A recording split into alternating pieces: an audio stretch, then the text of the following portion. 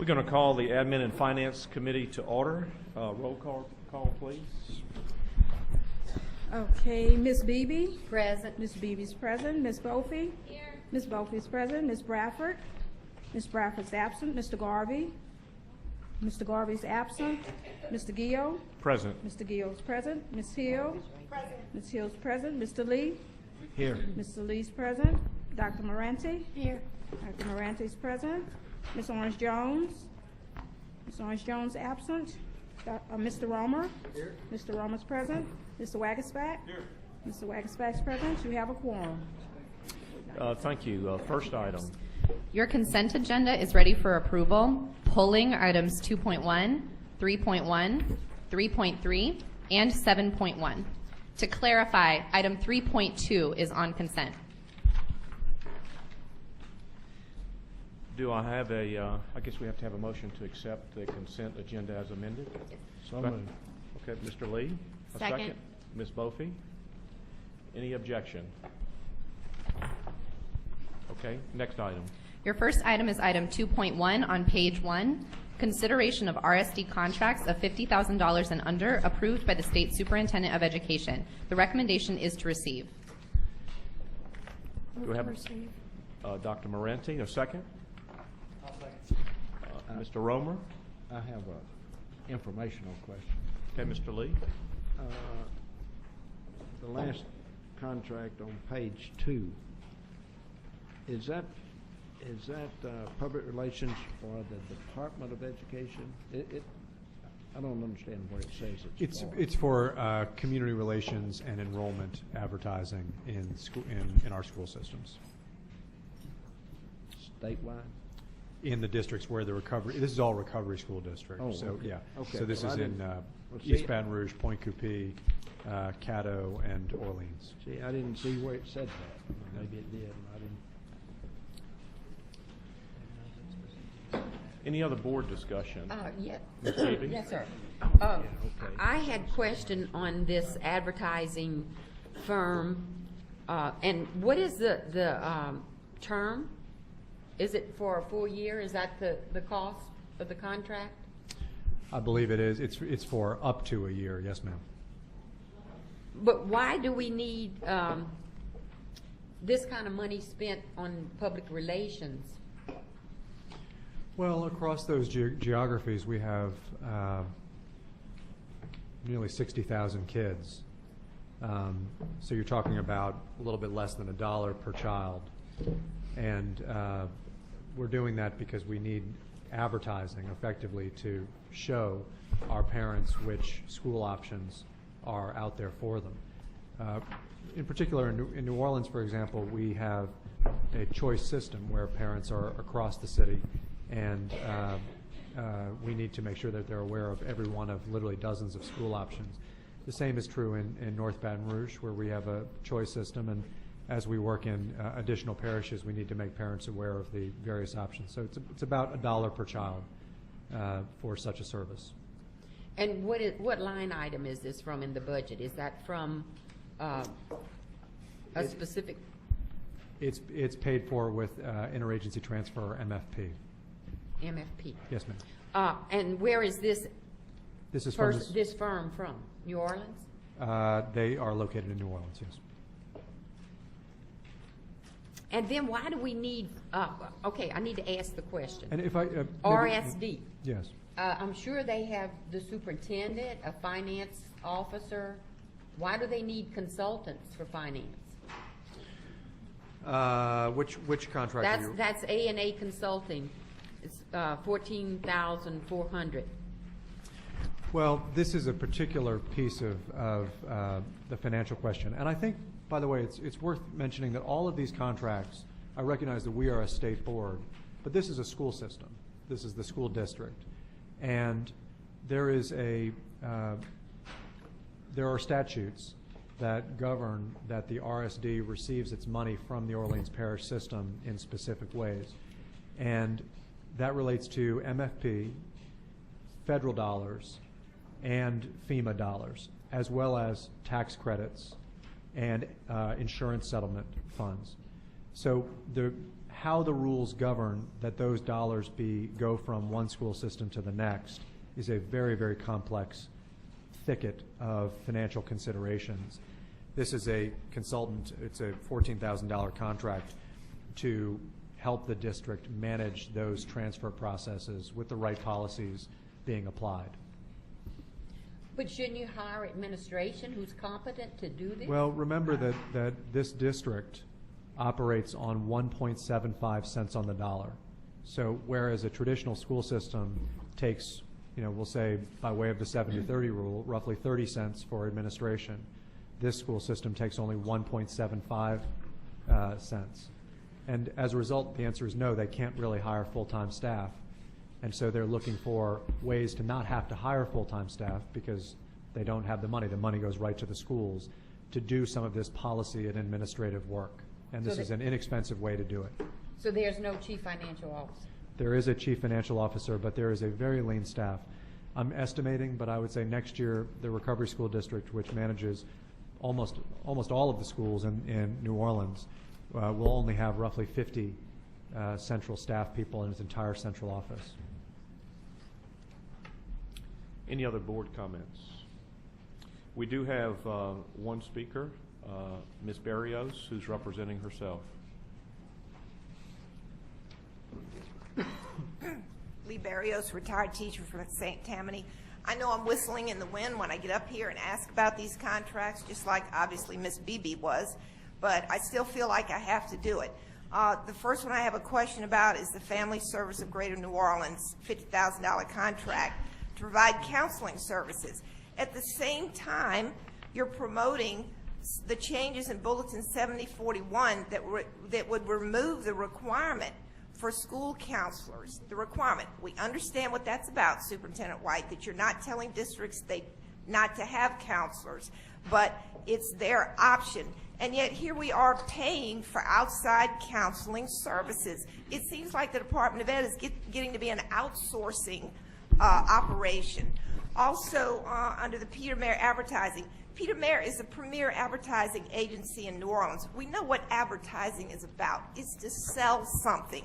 It's to sell a product. It's not an education agency. It seems like the organization that's here today out in the hall does exactly what you claim you're going to pay Peter Mayer almost $50,000 to do, to sell the schools in New Orleans, to make them look good, probably when they're not necessarily all good. I don't understand why taxpayer money is used for this. Additionally, it seems like most of these contracts, if you would please explain, the contract runs from 12/1/2012 to 6/30/13, and yet it's just now in April being asked to be approved by the BESE committee. I don't understand that, and that seems to be true of most of these contracts. Would you please explain how that works? Thank you. On the counseling question, there is a federal grant, Safe Schools, Healthy Students, which the Recovery School District has. That's federal money.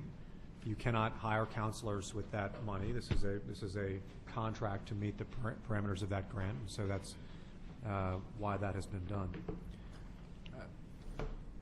I don't know. I guess on the advertising, I think that it's a great thing that across the nearly 100 schools that the Recovery School District manages, that we're supporting those schools and marketing themselves to parents. I don't know. I think that's a good thing. We could disagree on that. To the question of the contract, there is a begin date, but until the contract has been approved, we are not paying for any services that have been provided. So in other words, until the contract has been approved, you can't start paying on it. So while there may be a begin date for services, there will be no payments remitted unless the board has approved the contract. So no payments can be issued until the board approves the contract. Well, then they don't get paid. Any further discussion on this item? Yes, I have a question Ms. for Hill? Superintendent White. I understand that you said this is a federal grant to provide counseling services. How long would this program be in effect? Is it a year, 2 years, or? the services that you guys are going to be providing as far as the council? Well, this has been for this school year. The grant is a multi-year grant, but this is for this school year.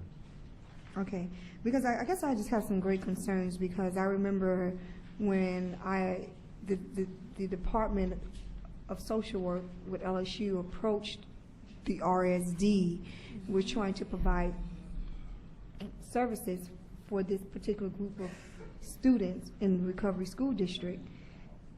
There was no movement, no movement in reference to trying to house a counselor or social worker into these schools. Now, here we are now, we have a grant for $50,000, and we're cutting counselors, but then we're going to contract out with this Family Service of Greater New Orleans to help with this program. So I'm just trying to figure out, this is not a permanent thing. This only is for a year. So what we're going to have in place for the next year and the year after next and the year after next? Well, every one of our schools has counselors and has counseling services. This is good news. This is that the Recovery School District in New Orleans got a grant from the federal government to provide additional counseling services. They have determined to invite in this community-based organization to provide additional counseling services for students who are experiencing post-traumatic stress syndrome, for example. That's a good thing to bring that resource in. So And I agree. I'm not disagreeing. If I could just finish. Go ahead. Go ahead. No, there's no proposal to cut anything or to replace anything. This is to add something to our kids' lives, especially the kids who need it most. Well, I think you misinterpreted what I'm trying to say. The point of the matter that I'm trying to make is that, what are we going to do from after this grant is not granted anymore? What services are we going to have in place for these students the next year, the year after next, the year after next? Because you know, and well, as a social worker, I know even if we provide services, if those children are still going to have those psychiatric problems or mental health issues. So what are we going to do to sustain something to whereas counseling services will be provided for all children? That's my point of the matter. That's a good point. We have counselors in every one of our schools. We also, as you know, we're now evaluating on the Louisiana comprehensive model and the COMPASS system to ensure that there is that in place. And in the Recovery School District, which is the system that Superintendent Dobart runs, we have counselors in all of our schools, and we're going to continue that. Well, for me, I can speak for my district that I represent. They don't, as far as counselors, the counselors that they do have there are so focused on the academic piece where they are not able to focus on the social and the mental health piece. Mm-hmm. So the children they're not receiving those services, and which is very dear to me. And so I believe as with the Recovery School District, we need to put something in place where these services are going to be there for long term and not short term, and that these children are receiving these services that they need. Because when we're dealing with that population of students, you and I know that not only they're struggling academically, they're struggling socially and things of that nature. So that's the point of the matter I'm trying to make. Yeah, good point. Any other discussion on this item? Any objection? Next item. Mr. Chairman? Yes. I'm sorry. I did have a question about item 3.1, and I believe that might have already been approved as a consent. That's our next item. Okay.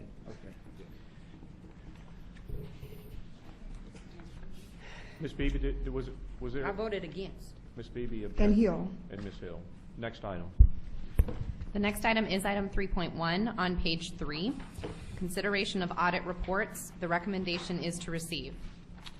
Do I have a motion to receive? I'll move we receive. Mr. Romer, Mr. Lee seconds.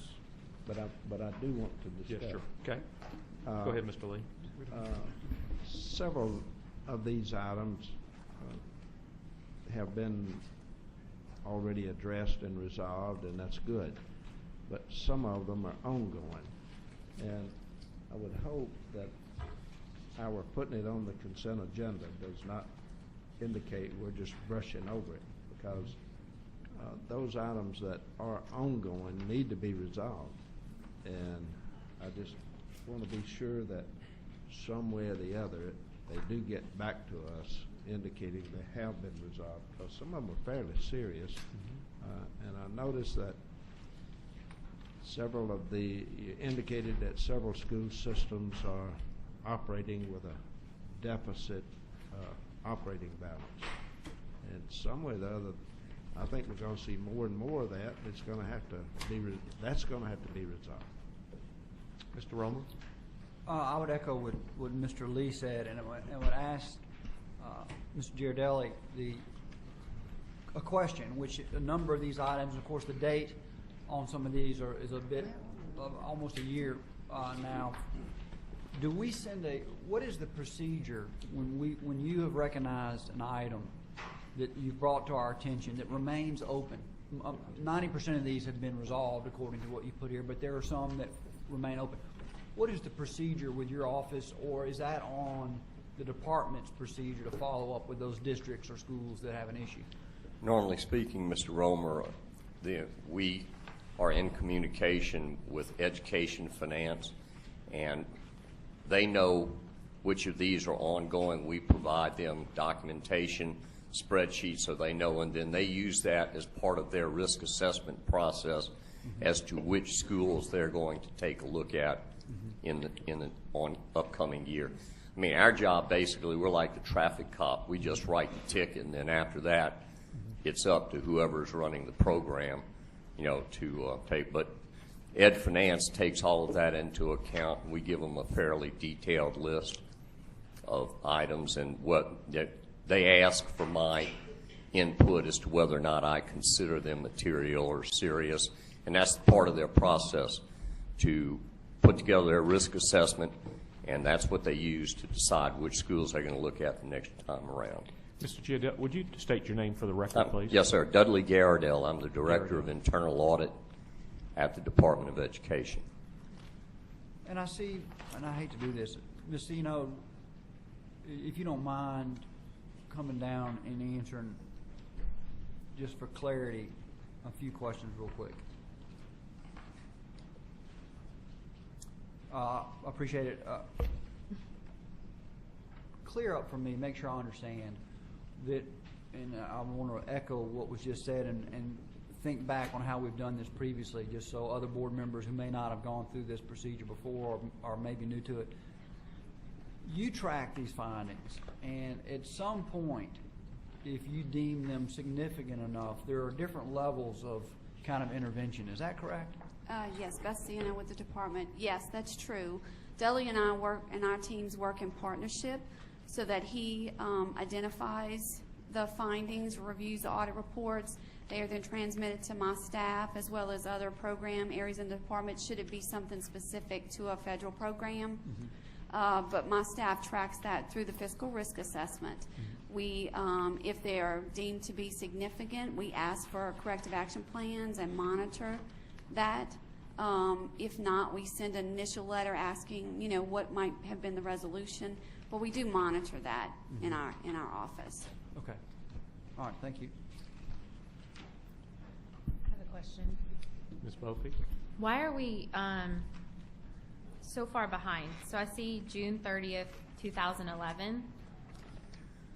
Well, there were some changes made to the report this time around, and in all, there were suggestions made by Ms. Cino, and which I agreed with, although at the time I was against trying to get them in at that point in time. I wanted to delay the implementation until the next fiscal year 12 because I had a concern about the timeliness of getting this report to you.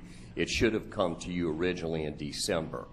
Well, and with all the suggestions and changes we made, that's why it's here today. I think you didn't meet in February, so it kind of threw us off.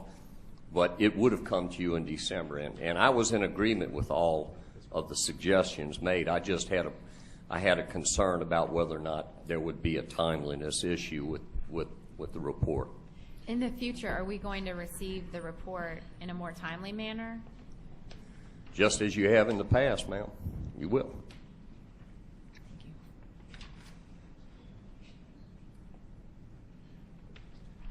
Any other comments from the board? We have one speaker, Ms. Berrios, representing herself. Lee Berrios, retired teacher, St. Tammany. I find it ironic that in the report it says Louisiana Revised Statute 24-513 requires public and quasi-public organizations receiving state or federal assistance to obtain audit services and submit an audit report within 6 months from the end of the fiscal year. Entities failing to comply are subject to legislative subpoena and possible sanctions. one of the things that they look for in the audit is timely audit reporting by these schools. So I really don't understand why, when this audit was done in June of 2011, it wasn't submitted to the public anyway until April 17th, which is what, tomorrow? I don't understand it either. But so, and this is an internal audit, correct? That's my understanding. So it seems like something's rotten in Denmark here. Thank you. Yes, sir. I can explain that, Ms. Barrios. We're just, what we've done is summarize the single audits performed by the certified public accountants of these school systems. That June 30 fiscal year 11, if it was late, it would only have been late within a 7 or 8 month period after June 30th of 11. Again, this is just a summary of all of those reports that we review and put together with the significant, what we feel are significant findings, and present to the board so they will have a feel for what problems exist out there. And again, as I had stated earlier, this report should have come to the board probably this past December. And if I could just add a note, in light of the information that is brought to our attention, our finance group and I work together to make sure that districts that are, or other organizations that are on the verge of financial problems or have persistent issues are notified of them, and that there is corrective action taken. Oftentimes that corrective action involves agencies other than our own agencies, such as the legislative auditor, and at its worst, the Attorney General's office. And I want you to know that that dialogue takes place. Fortunately, we haven't had to have a corrective action of any significant steps, such as a fiscal monitor put in place. But we did with one district last year that you may recall came to the board, reached the verge of having to place a fiscal monitor in the district. And it's that kind of dialogue that is surfaced from this kind of auditing process. Any further discussion? I just need, Mr. J. Yes, Ms. Beebe. On page 9, and it just kind of rose up off the page, the open meetings law. So, and this one particular school, the governing board failed to comply, as I understand it. So what consequences, I mean, if you're internal, do you issue reprimands or corrective action, or I just kind of need to understand the process. Well, yes, ma'am. As I had just stated earlier, this goes to education finance, and they know by giving them this information, they use it as a basis for their fiscal risk assessment as to whether or not they need to monitor that particular school. And in this particular case, Darbon Woods, turned out that apparently the board attorney didn't know any more about the law than the board did. So they are now following the law.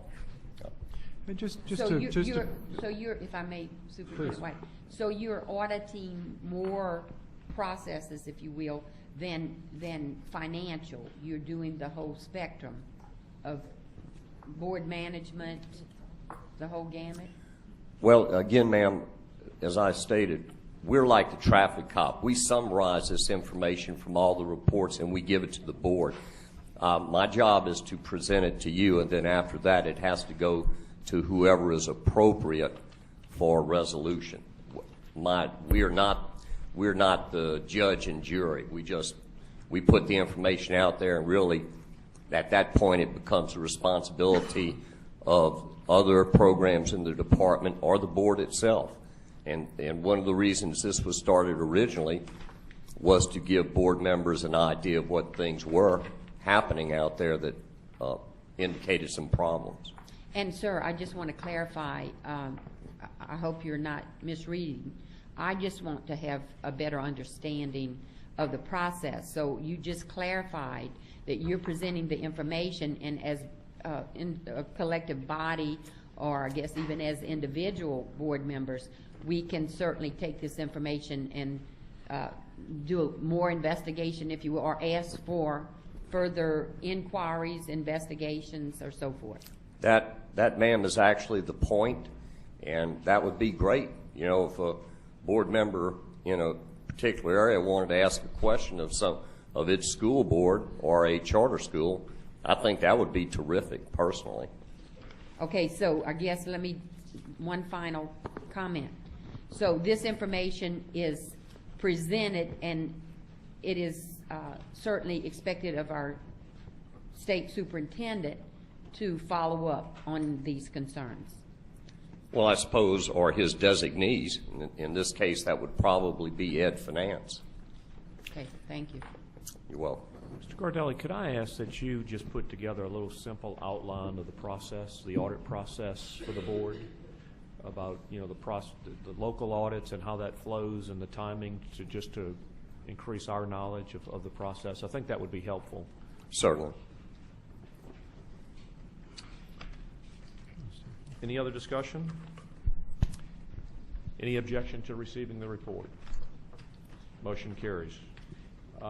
Ms. Orange-Jones has asked for a special privilege. Yeah, a brief point of privilege. I just want to take a moment and welcome the amazing students from Fannie C. Williams, from New Orleans, that are visiting today as part of the initiative we talked about earlier. Of course, the tremendous work that Open is doing as an organization, part of the state Capitol Visit Day, and you know, it's just wonderful to be able to see you all out there in the audience, and I know you're taking it all in. But I think more so than anything else, what is true is we work every day to do right by you. That's our job. And I think you're here today to not only learn, but also hold us accountable to that. That is why we do this work every day, certainly, and it's just wonderful to see you there. I know I'll have the opportunity to have lunch with the students today, and I welcome any board member to join me for that.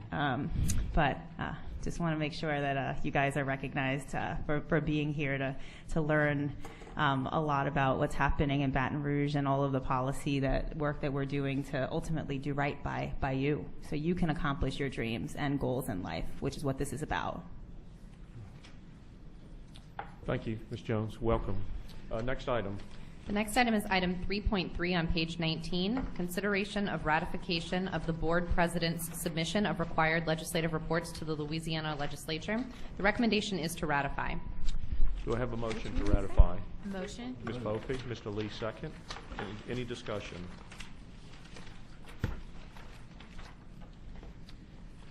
We do have one speaker, Ms. Berrios, who's representing herself. Lee Berrios, St. Tammany retired teacher. Again, I question the way that the MFP or a portion of it is presented, and probably was presented to the legislature. In the reductions this year and the change in the funding for the special education and the gifted and talented, Superintendent White, you characterized the funding for special ed, gifted and talented as a block grant. That seems to be the words, the descriptors that you're using this year. As a block grant that you give to districts that they can best determine where to allocate those funds.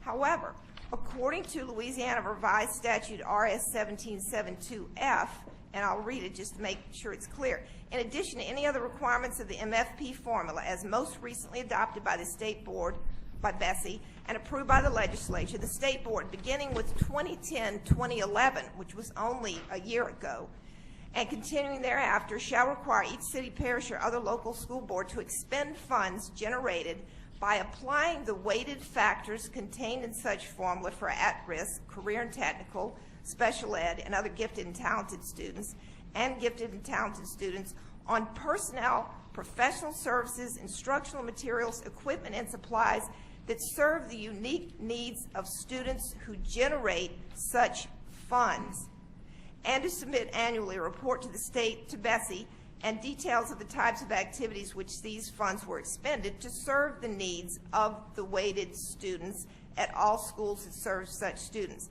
The information contained in such annual report shall be published on the Department of Ed website in an easily understandable format. My first question is, And I filed a FOIA on March the 20th and have yet to receive a reply. Where are those reports published on the websites, those annual reports, which are supposed to show where those MFP weighted funds for each of those students are allocated? So this doesn't sound like block granting to me if it's required to spend money on those students. Plus, you've made the comment that the state doesn't make rules for these programs, but you do by defining the identification criteria and requiring, can't talk today, the appropriate services. So I question this block grant characterization. Thank you. Thank you for your comments. The reports are on the website under the finance section. Mr. Wagerspack? I have a question. I'm just kind of curious if the takeaway is that is Ms. Barrios recommending that special ed and gifted and talented weighting dollars should go to the classrooms where those students reside? Is that the testimony? They're supposed to be allocated for the particular students. In other words, it's not a block grant in the district. But to the classroom? Do you think they should go to the classroom where those special ed students are residing? Any to serve any of the needs of those particular students, yes. I'd be interested if any of the superintendents, either in the room or on the panel, could maybe give us a little visibility if that's what's happening today at the district level. Are superintendents doing that? I mean, I think you bring up a good point, and you're saying should the state be mandating that? But the other question to the same point is that what the superintendents and the districts are doing at the ground level? Well, and I'd just be interested to hear. If I may respond, Mr. Wagerspack, we are given the MFP allocation, and as stated on page 23, we must provide services irrespective of the amount of the block grant. And as we move forward with school choice options and so forth, and you know, and everyone in the room can attest, the financial challenges will be great, but yet we are compelled by law, and I think that's Ms. Barrios' point, we are compelled by law to provide the services. That is the concern. And the way the formula is set up moving forward, I recognize that this year it's a pilot, but moving forward it may be even greater fiscal challenges. But yes, they go to the classroom, we provide the services to children based on their IEP needs. And I'm just curious, how do, as a superintendent, know if those expenditures are being well spent and showing the results and special ed student outcomes that we'd like to see or the district would like to see? You know, we just spent a lot of time on internal audit looking at very granular, processes. I'm just kind of curious from a superintendent perspective whether when these dollars come in that Ms. Barrios says is not a block grant, but you refer to as a block grant, that when they're being spent towards educating special ed students, which it sounds like I'm hearing don't need to go to the classroom, could go to other ways to educate them. What kind of thought processes and audits do district superintendents do to ensure that those dollars are being spent to the best, use of special ed students? Well, you have conversations with your special ed education personnel. You monitor student achievement, and in essence, you have a responsibility to see that you have effective programs in place, and I mean that's ultimately the answer. And you feel like you have sufficient flexibility to move dollars around depending on what those conversations tell you as a superintendent? Well, I would assume that we do, providing the funding source is there. But what I just said to you, Mr. Wagerspack, is the fiscal challenges are great, and quite naturally, oftentimes I'm asked to in mid-year. We may receive a student with a severe disability. We may have to add an additional support personnel to assist with that child's disability with the specific needs. So yes, there is some flexibility, but it's also challenging to do so. Well, I would just say that the flexibility that jumps out that you need in a situation like this, I think is a hallmark of most of the decisions we should make up here too. Because at the end of the day, if we're stimulating local conversations on the ground between superintendents and teachers and parents and giving you flexibility in the dollars to invest in those on the outcome of those conversations, I think that's a good template as we review all these policies. And so I'm glad to hear that's what's going on, and I think we should always keep that in mind because when it comes to special ed specifically, I think the challenge on that is what's working today may not be working tomorrow, and what's working for this child may not work for that child, and it's a never-ending challenge. And so I applaud those conversations and hope that every superintendent is doing that in a robust way and using the flexibility in the MFP to apply resources to meet the challenges that come out of those conversations. But Mr. Wagesback, I will end on this note. There may be a day where I have to say to the parent, not necessarily because I'm compelled to adhere to federal guidelines, state guidelines, but I may not be able to adequately supply the resources that I need because my first obligation is to provide the service irrespective of the block grant. That is the concern of most superintendents, most personnel, special education directors within the school systems. You know, we're concerned that we need to have the dollar amount, and I understand you're bringing to light that we should have the flexibility. That's fine. I don't have a problem with flexibility. I have a problem with the lack of dollars at the end of the day. Mr. Lee? I'm sorry, one last thing. I know Walter's going to do a fantastic job. I would say that I think one thing that's interesting in the pilot that's being proposed here is to allocate additional dollars for those needs that seem to be more expensive to educate, and understanding it's a pilot where we try to figure out down the road whether that's the right approach or not. But I think that's why it's a promising dialogue that we're taking as a state and as local districts right now, because we're recognizing that the special education population is becoming more and more prevalent in every single school and every single district. It is a tough challenge for parents in the home, educators in the classroom, and district superintendents as they manage their budget. I understand that. But I think the flexibility is important. I think the dialogue you talked about that's taking place is important, and that's as robust as possible and involves parents. But also as we look at this pilot that's being done, we're trying to allocate weights a little differently, not just do you fit in one global bucket, but as we try to say what's the more expensive for an educator to educate, that's what this pilot's trying to show. And I'm very curious to see what the results of that are down the road and whether this is the right approach to give superintendents the most flexibility possible to meet parent and educator demand for these children. So I'm sorry, I've interrupted Walter twice, and I apologize for that. With Request that information from Great Falls and St. Tammany, because my understanding has been a good bit more for special education than they get allocated in that. I'm sure you can answer those questions. You would ask him to enter into that dialogue. Fantastic. Yeah. Mr. Lee? there's not a whole lot of flexibility involved with special education in particular. The IEP is what determines the program. And then whatever it costs, it costs. But the superintendent is bound to follow the IEP, and that's monitored. The parent is a member of that IEP team. So special ed, more than any other area of operation, is governed and monitored by both the federal and state departments of education, and then by that IEP. I just don't see that any superintendent can avoid that control that's provided or the services that's required. Well, the only thing I would add to that is I'm familiar with the IEP process. I've been a participant in that process. I would say that sets a baseline. And I think what is interesting is how different schools respond, not just to what the IEP says on paper, but what the needs of the student are saying in the classroom each and every day. And I understand there's different capabilities and budgets available in different areas. I understand that. But it is interesting that different schools handle that situation differently. And some allocate resources a little bit differently to try to meet that demand. And I'm not sitting here to tell you what the right way to do it or whether there's a template that needs to be produced across the state. But I think it's interesting for superintendents to go to schools that are showing high achievement levels with special ed students and go sit and talk to them and figure out what they're doing a little differently than what the IEP may mandate.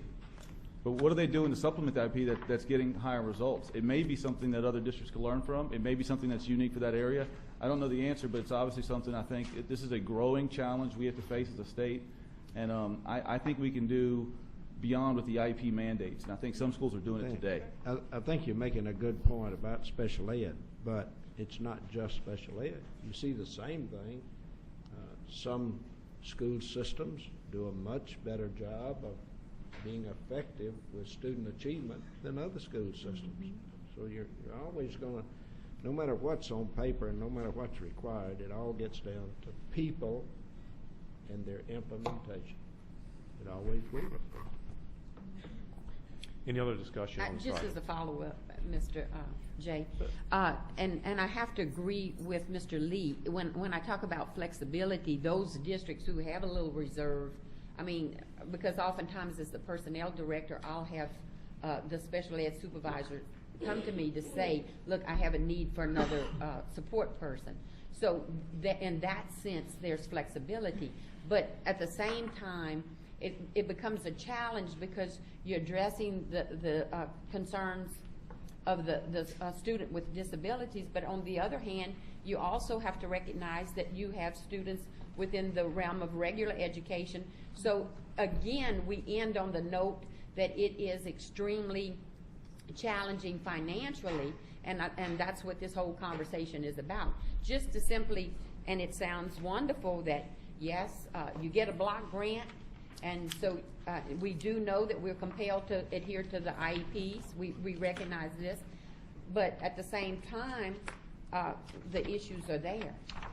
Yeah, and I've been in some classrooms where they are serving special ed students in a mainstream classroom, and they're breaking those classrooms down in groups, and not distinguishable groups from their classmates, but just groups, and they're doing reading intervention type techniques in those groups. And what they're finding is that the special ed and the regular ed students are both benefiting from that type of treatment. Right. And so I think there's probably many other examples like that, to where I think we can go beyond the IEP mandate and actually figure out what schools are doing creative things in this state that are improving outcomes both in special ed and regular ed, and whether we should do that in other areas. And while we go through that dialogue, I think it's important that superintendents have flexibility with those dollars to put those needs in those areas depending on what they're seeing as a result of those conversations you articulated earlier with parents and teachers. So that's all that. Mr. Garvin? Yeah, I have a question for the superintendent. On page 25, there are several different categories that show the weight of extra funding. And one category is category 3 with an extra funding weight of 70%. And two of the subcategories in there that qualify for the extra weight is separate schools and separate classrooms. And I've heard concerns from special ed parents that this seems to be incentivizing schools, giving them extra money to put children in separate schools and separate classrooms. And I wanted to pass that concern on to you and ask you if you had a response as to why they either shouldn't be concerned or any other types of thoughts along those lines on this issue. These are classifications for the most severely impaired students. And as such, as has been mentioned by both Ms. Beebe and Mr. Lee, the IEP process really leads to the question of whether a child has to be classified in such a separate environment. You'll note that in the same in the same category, the category 3 is a area where you have students who are in the most inclusive setting, which is also expensive to provide. So this is not a statement of whether one is better than the next. It's an acknowledgement that the IEP process drives it, and let's try to honestly fund the real cost of the IEP. And can I ask you, which would be more expensive, putting a special education child in a regular classroom 80% or greater of the day, or creating a separate school or a separate class for that? It entirely depends the needs of that child. But this is, the implication here is that the needs of the child are so severe that the child can't be served adequately and achieve FAPE by way of being in the traditional school or the traditional classroom. This is not the same as creating a situation where a student who has a moderate disability is placed in a classroom of, say, a 12 to 1-to-1 classroom or a 6 to 1-to-1 classroom where you have 6 students and a couple of adults. That student that's a more efficient cost and thus is actually funded at lower levels below. Every child is different, and we don't think for a second that the dozen or 16 or so terms on this page capture each individual child. But we do need some taxonomy, and this is the taxonomy that we have captured. But the separate school or separate class are for the most severely impaired students who have been referred to in the most exclusive kind of setting because their needs can only be met in that setting. And you don't think that this extra money, financial incentive would cause schools to be more likely to qualify IEPs as requiring separate classrooms or separate schools? No, for the following reasons. Number one, there's audit accountability around the accuracy of the IEP that really is what drives the writing of the IEP. Second, there's an equal incentive around students being placed in the most inclusive setting. And so where that is a concern, which is really among students where you could have a variety of alternatives, this model tries to fairly fund placing a child in a general education classroom for the vast majority of the day. So if there is an incentive in this model, it's toward inclusion, not toward exclusion.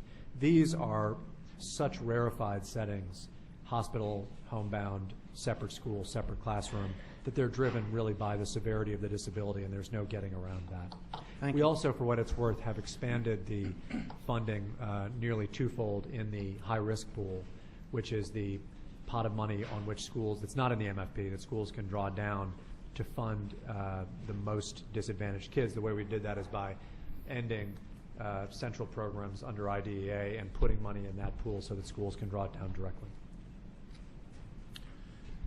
We have a motion and a second on the floor to ratify. Is there any objection to the motion? I object. Ms. Beebe objects. Next item. Your next item is item 4.1 on page 27. Consideration of LDE contracts and leases of $50,000 and over. The recommendation is to approve. Do I have a motion? I'll move approval. Mr. Romer. I'll Ms. second. Bophy seconds. Discussion from the board. I have a question about the contract with the new teacher project. I see the references to Compass here. And the way I read it is that they're going to be tagging videos, basically. And so my question is if we're also considering Common Core at the same time. Yes. The videos will be Common Core aligned. Okay. Yeah. Ms. Beebe? I'm sorry. No, go ahead. Ms. Beebe? I did ask to have an item placed on the emergency agenda, but was advised that I could bring it up at this point. I have not received, or I did not see within the packet, the LaSword contract, and as I understand it, we have 6 or 7 or 8 individuals who will be impacted by our lack of action. Would want to ask the superintendent, is the LaSword contract going to be presented at a later date? And would welcome a response, and then I have additional comments to make. Sure. The IDEA budget, which is, all of these are based on different funding sources. So the state budget we now see, and we have some sense of what the department's budget and the state overall budget is in House Bill 1. The same is not yet true of the federal government. We're just processing our IDEA allocation, and with the sequestration, as you well know, obviously, Ms. Beebe, Dr. Beebe, excuse me, we're just processing how much money we have under IDEA. So we will be presenting any proposals for the IDEA budget at our June meeting. It's just not up on the agenda this time. Thank you. And if I may, I want to thank Ms. Beebe. She had brought that to my attention, and I asked her to bring it up during this meeting, and she agreed, so I appreciate that. Thank you, Ms. Beebe. We do have 2 public comments. Ms. Berrios, representing herself.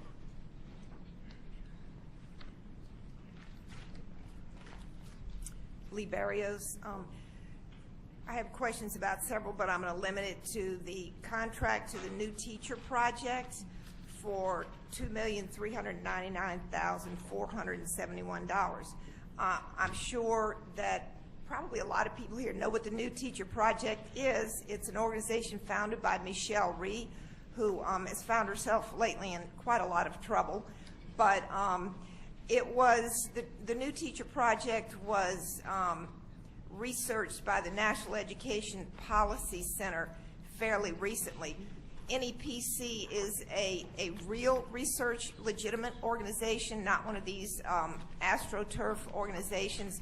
And I just wanted to read a little bit from it. It said, a new review of the New Teacher Project's recent report, Teacher Eval 2.0, finds that the report's recommendations for teacher eval boil down to, for the most part, truisms and conventional wisdom, lacking a supporting presentation of scholarly evidence.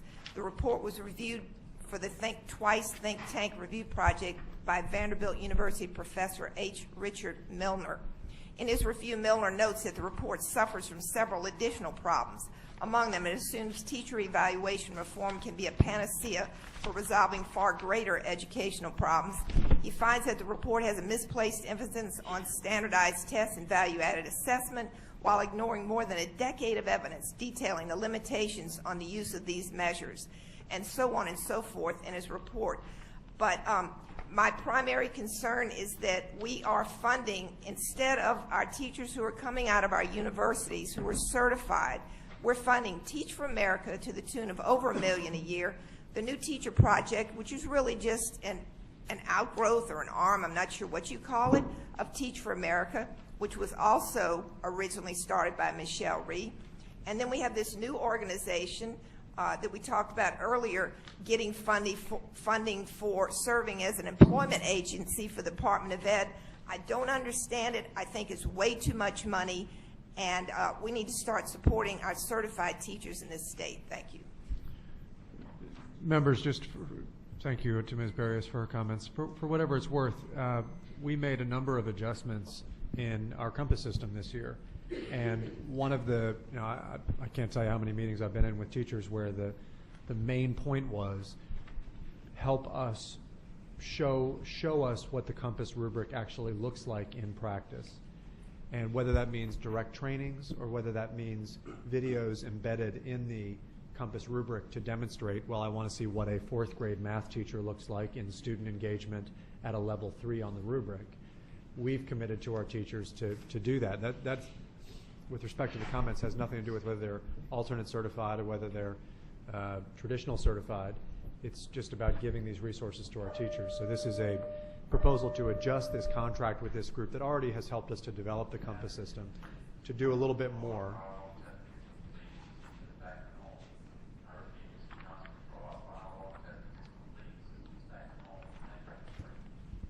I'm sure that puts everybody at ease.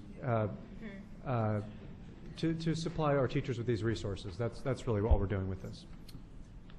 Mr. Roman? Man, I would like to echo what the superintendent said. And one of the things that I've heard most frequently is the idea of we'd really like to know this from teachers, what does a 4 look like? And if I'm teaching a particular class, and I think I'm highly effective, but I'm uncertain, and I will commend the department right now. If members have not, or members of the audience have not, gone to the website and clicked on the teacher toolbox, which is certainly being built and will continue to be built out.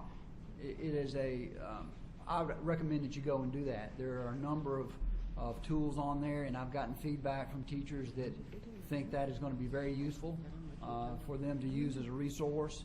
I've been very impressed with the work done to this point on that tool, and think we can, the more substantive examples that we can put in that toolbox for teachers to use, the better we're going to be and better our teachers are going to be. So I commend you in that effort. Thank you. I have Mr.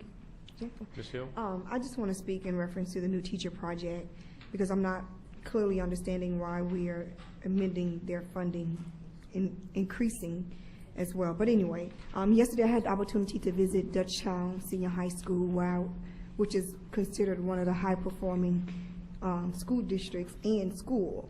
And I had the opportunity to visit with teachers, a group of teachers. I had the opportunity to visit a group of students and a group of administrators.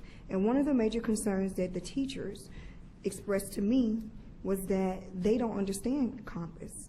They don't understand the rubric. But not only that, there were one teacher that was sitting in there that told me that she went through the training.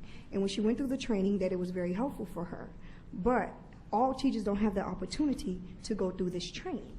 And so one of the things that Dutchtown is going to implement is that that one teacher that went through the training will begin to train some of the other teachers. So, which is a great initiative that Dutchtown is taking.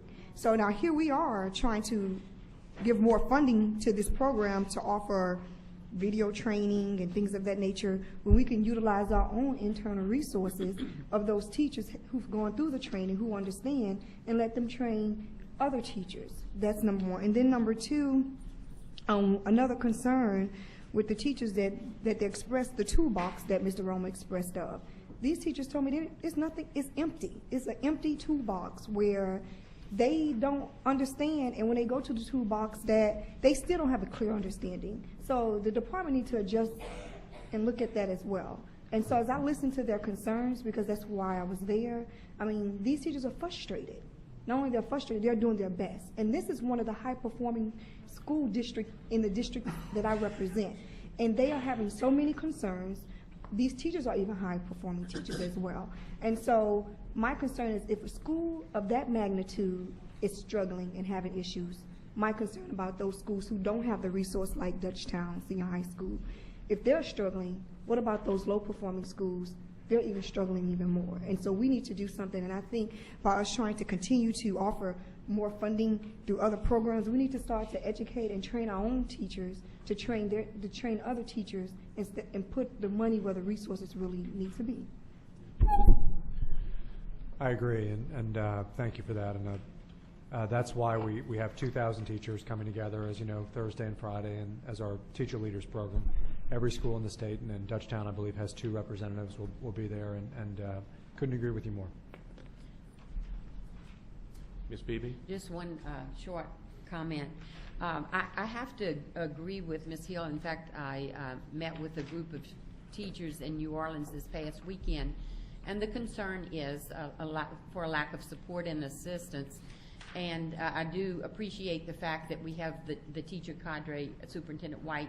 But once again, you know, we're taking teachers out of the school districts.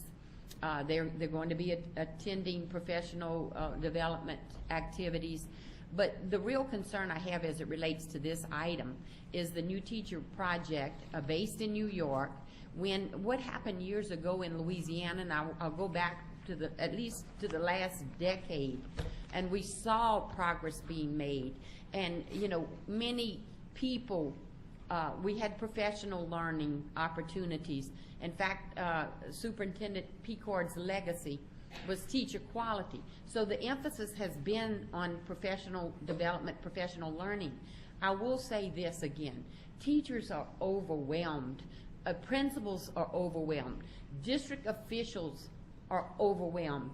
It's a lot, and going to these resources, the videos, I can appreciate the gesture, but what does it say to the experts within the field, within our trenches?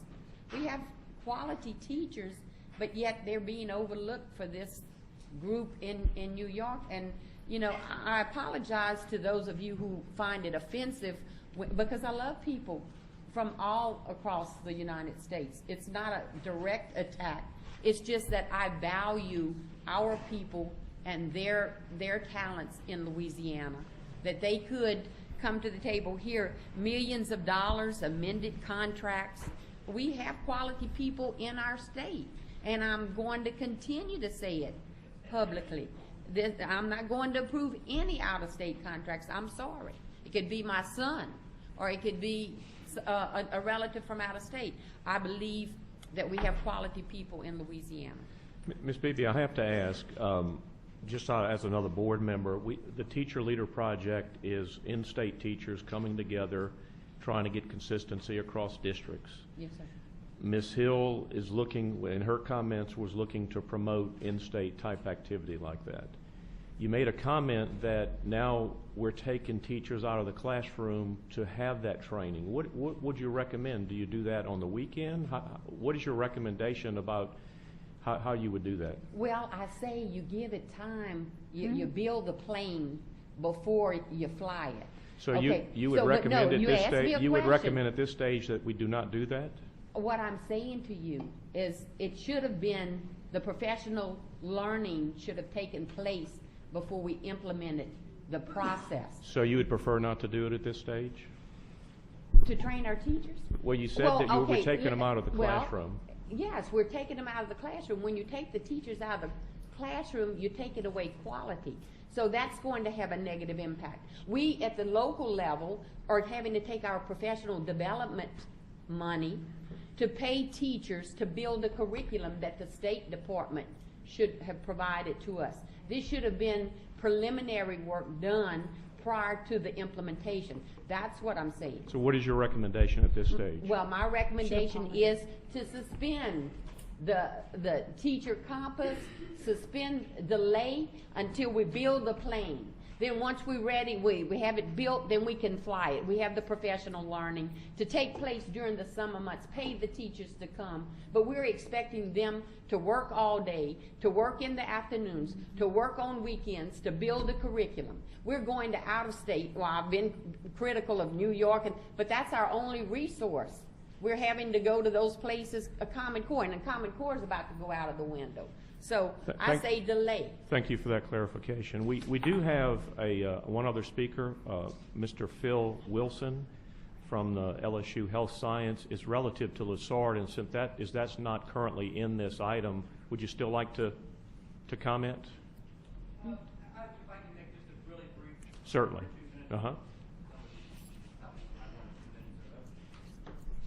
Because it sounds as if this item will be on the agenda for the June BESE meeting, so maybe my comments will help people think about that then. First of all, I want to thank the department for giving us the opportunity to do this project for the last 3 years, and frankly, the 3 years prior to that. But I want to keep my comments just to the last 3 years because we have a contract that will soon be expiring, and just kind of tell you some of the things that Lessard has done. So Lessard is actually Louisiana Autism Spectrum and Related Disabilities Project. The reason I mention that is that autism is not like a single, you meet one person with autism, you've met one person with autism. People with autism, intellectually, cognitively, some function as well or better than all of us in this room, may have social, emotional issues, other issues. Some people with autism may have profound intellectual disabilities as well as other types of challenges that they face. So in other words, autism really is a spectrum. So the reason I make that point is this project is not just about the 1 in 88 kids in America, in Louisiana and America, that have been diagnosed or will be diagnosed on the spectrum. It's a much larger group of students that the strategies and procedures and so forth that we hope to help teachers, educators, principals, special ed coordinators, parents, and so on, related service folks learn to implement in their schools and their school communities don't just apply to kids with autism. So it's a broad impact, and that would be my point there. I just want to say that in the past 3 years, we've worked in 40 different schools located throughout the state of Louisiana. We've impacted directly over 3,300 educators. And again, that's principals, teachers, speech pathologists, OTs, et cetera, the whole range of folks, and parents as well. We have conducted, with the support of the department, summer institutes the last 3 years that have been attended by over 1,500 educators and/or family members.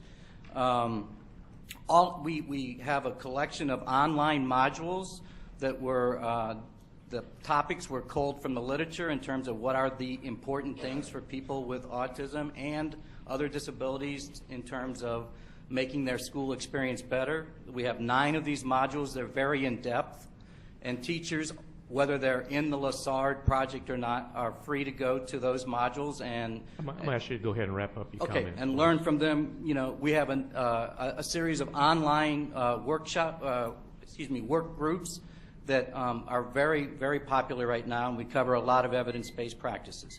93% of our people that participate in this project write these services and these trainings. Embedded job development is something that they're highly satisfied with.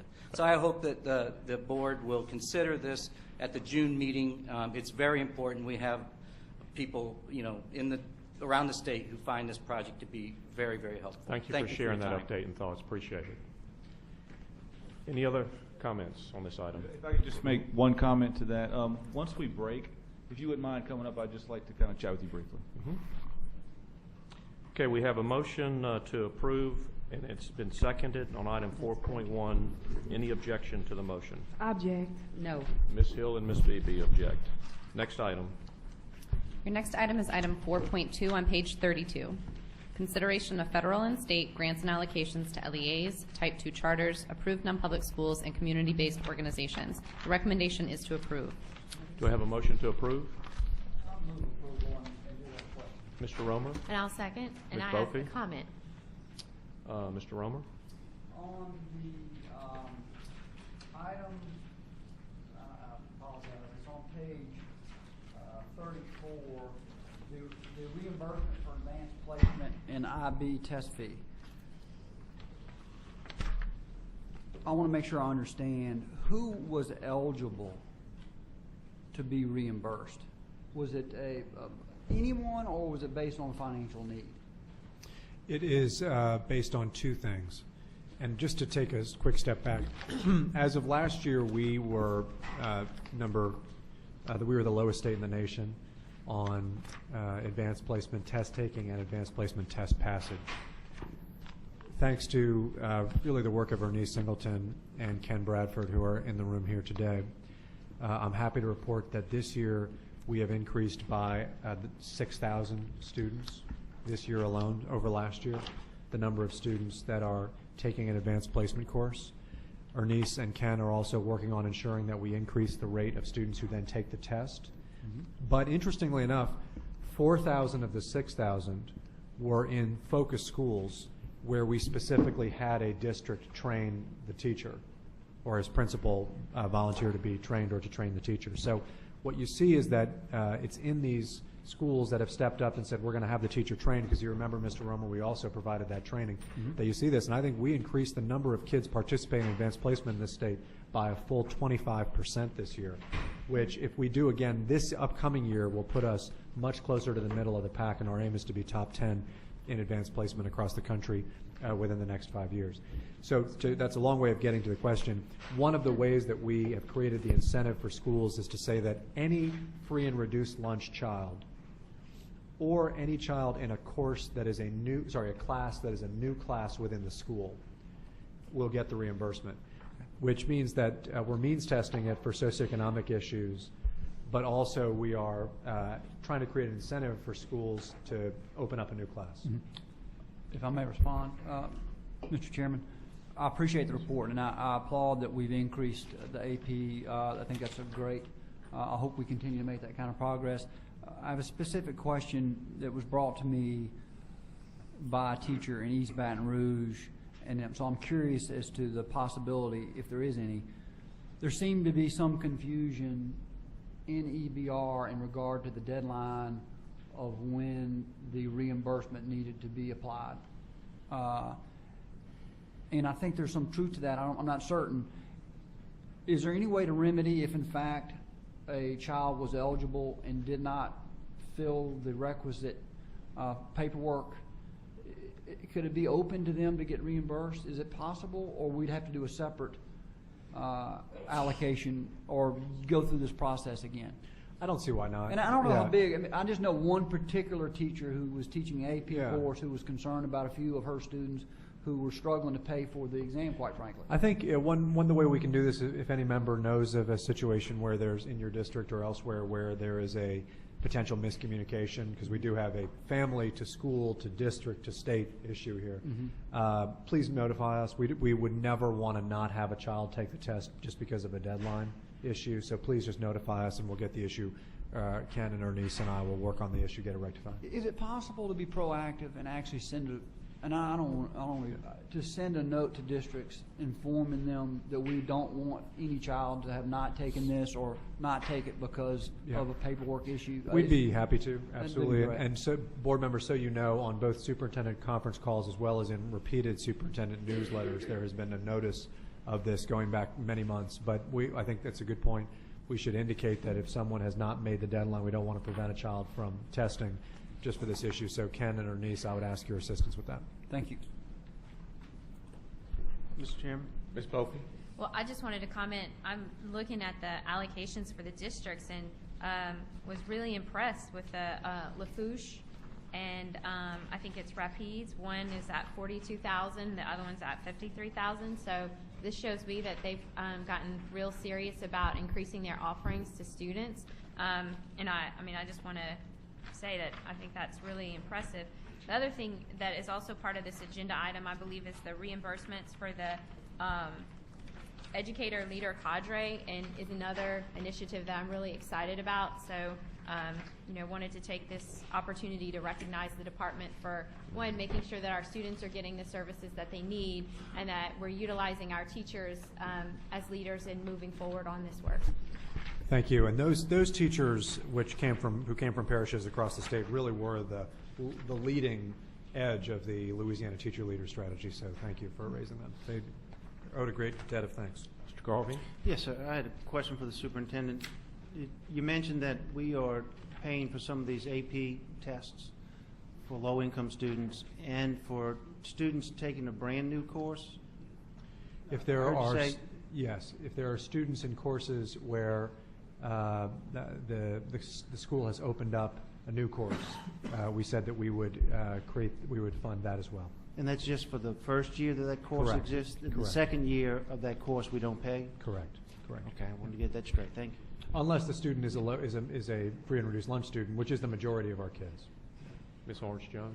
Just to follow up on Ms. Bophy's observation, which I think is an important one, what actually is happening in Rapides and in Lafourche that we should know about? I mean, that is very impressive. There are a set of districts that just have had a very strong focus on this, and I think at the time it was Superintendent Jones and Superintendent Matthews just have a really strong focus on this. For whatever it's worth, it might not show up as strongly here, but I'd also call out Calcasieu as having a really good advanced placement focus. And you see there are some other districts, but it is the response in its first year, I think, was picked up because this happened late spring of last year. So there was a short time window. It happened really aggressively on the part of some and not so much on the part of others. Great. Okay, we have two speakers. The first one, Ms. Berrios, representing herself.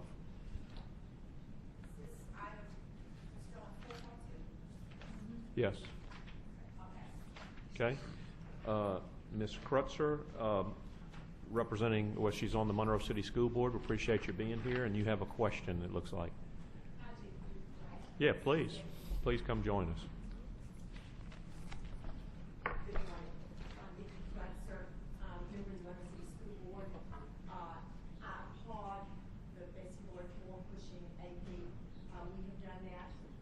Am I not turned on? Sorry. But my question is, how many have actually passed the AP test?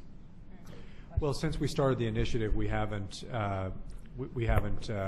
seen results yet because the tests are soon to be administered. So we will see this upcoming year. We have currently, and I think it's good that we're transparent about this, a relatively low rate of students who take advanced placement courses taking the test in the first place. And I think that's really where we need to start. We have about a 52% rate of students taking the test who take the course. And I believe the national average is more like 75% on that measure, Ken, if I remember, Ernice. I think it's 75%. So that's one issue. Second, in terms of the students who then do take the test, I don't remember the exact figure. It's over half. It's closer to 2/3 of kids to get a 3 or higher on the test. But that's not really a fair measure when only half of the kids who take the course end up taking the test in the first place. So that's how it has been, and we need to increase it in the future. So do you believe that taking the AP class, even though you don't take the test, is advantageous to the student, that it really pushes them further, challenges them more? I don't know if you're leading me toward an answer, No. Ms. Kretz, or not. I'm not, I'm just I think that the research shows that among low-income kids, there is a benefit to taking the course and not testing. There is a better benefit to taking the course and scoring a 1 or 2, and there is a higher benefit of scoring a 3 or above in terms of ultimate college success. So I would say yes, there is some benefit.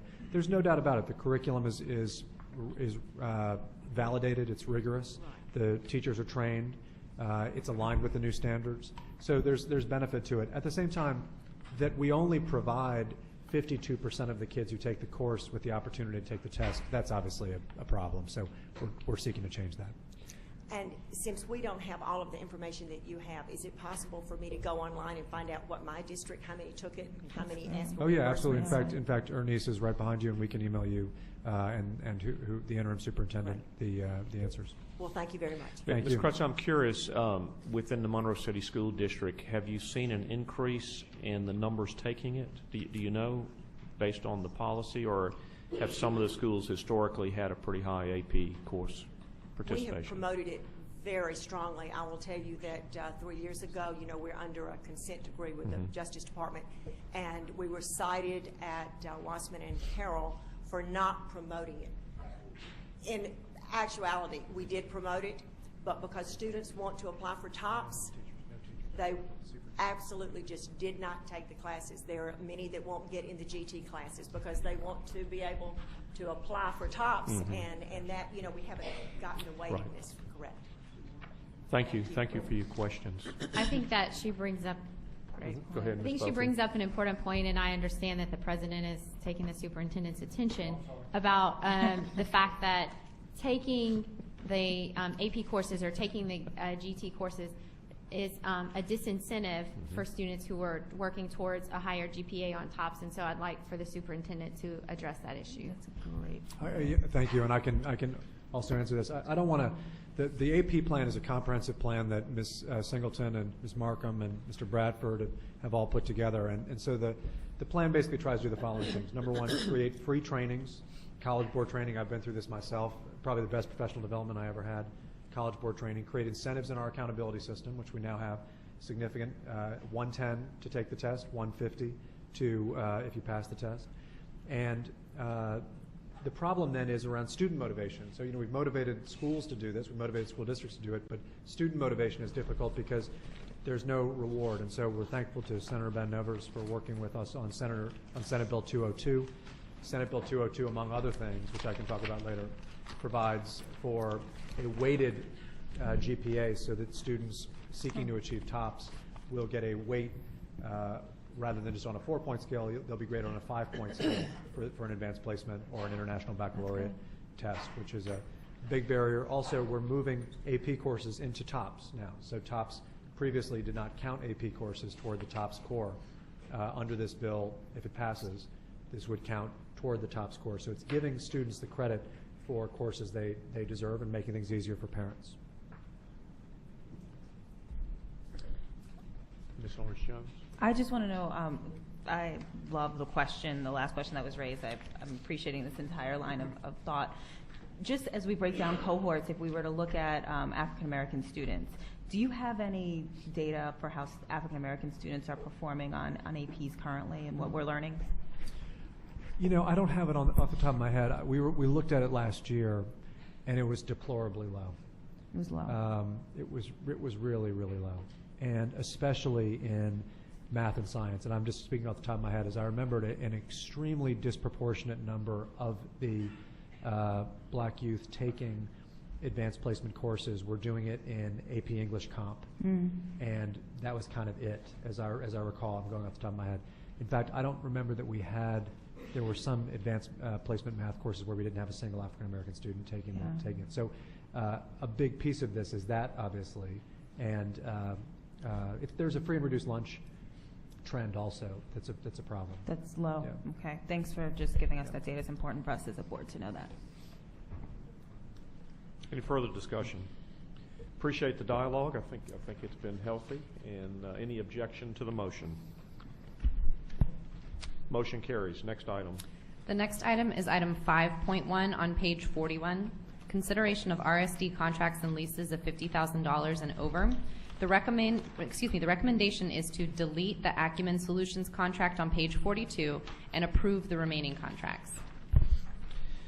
Do I have a motion to that effect? I'll make that motion. Mr. Romer, a second? I'll second. Ms. Bophy?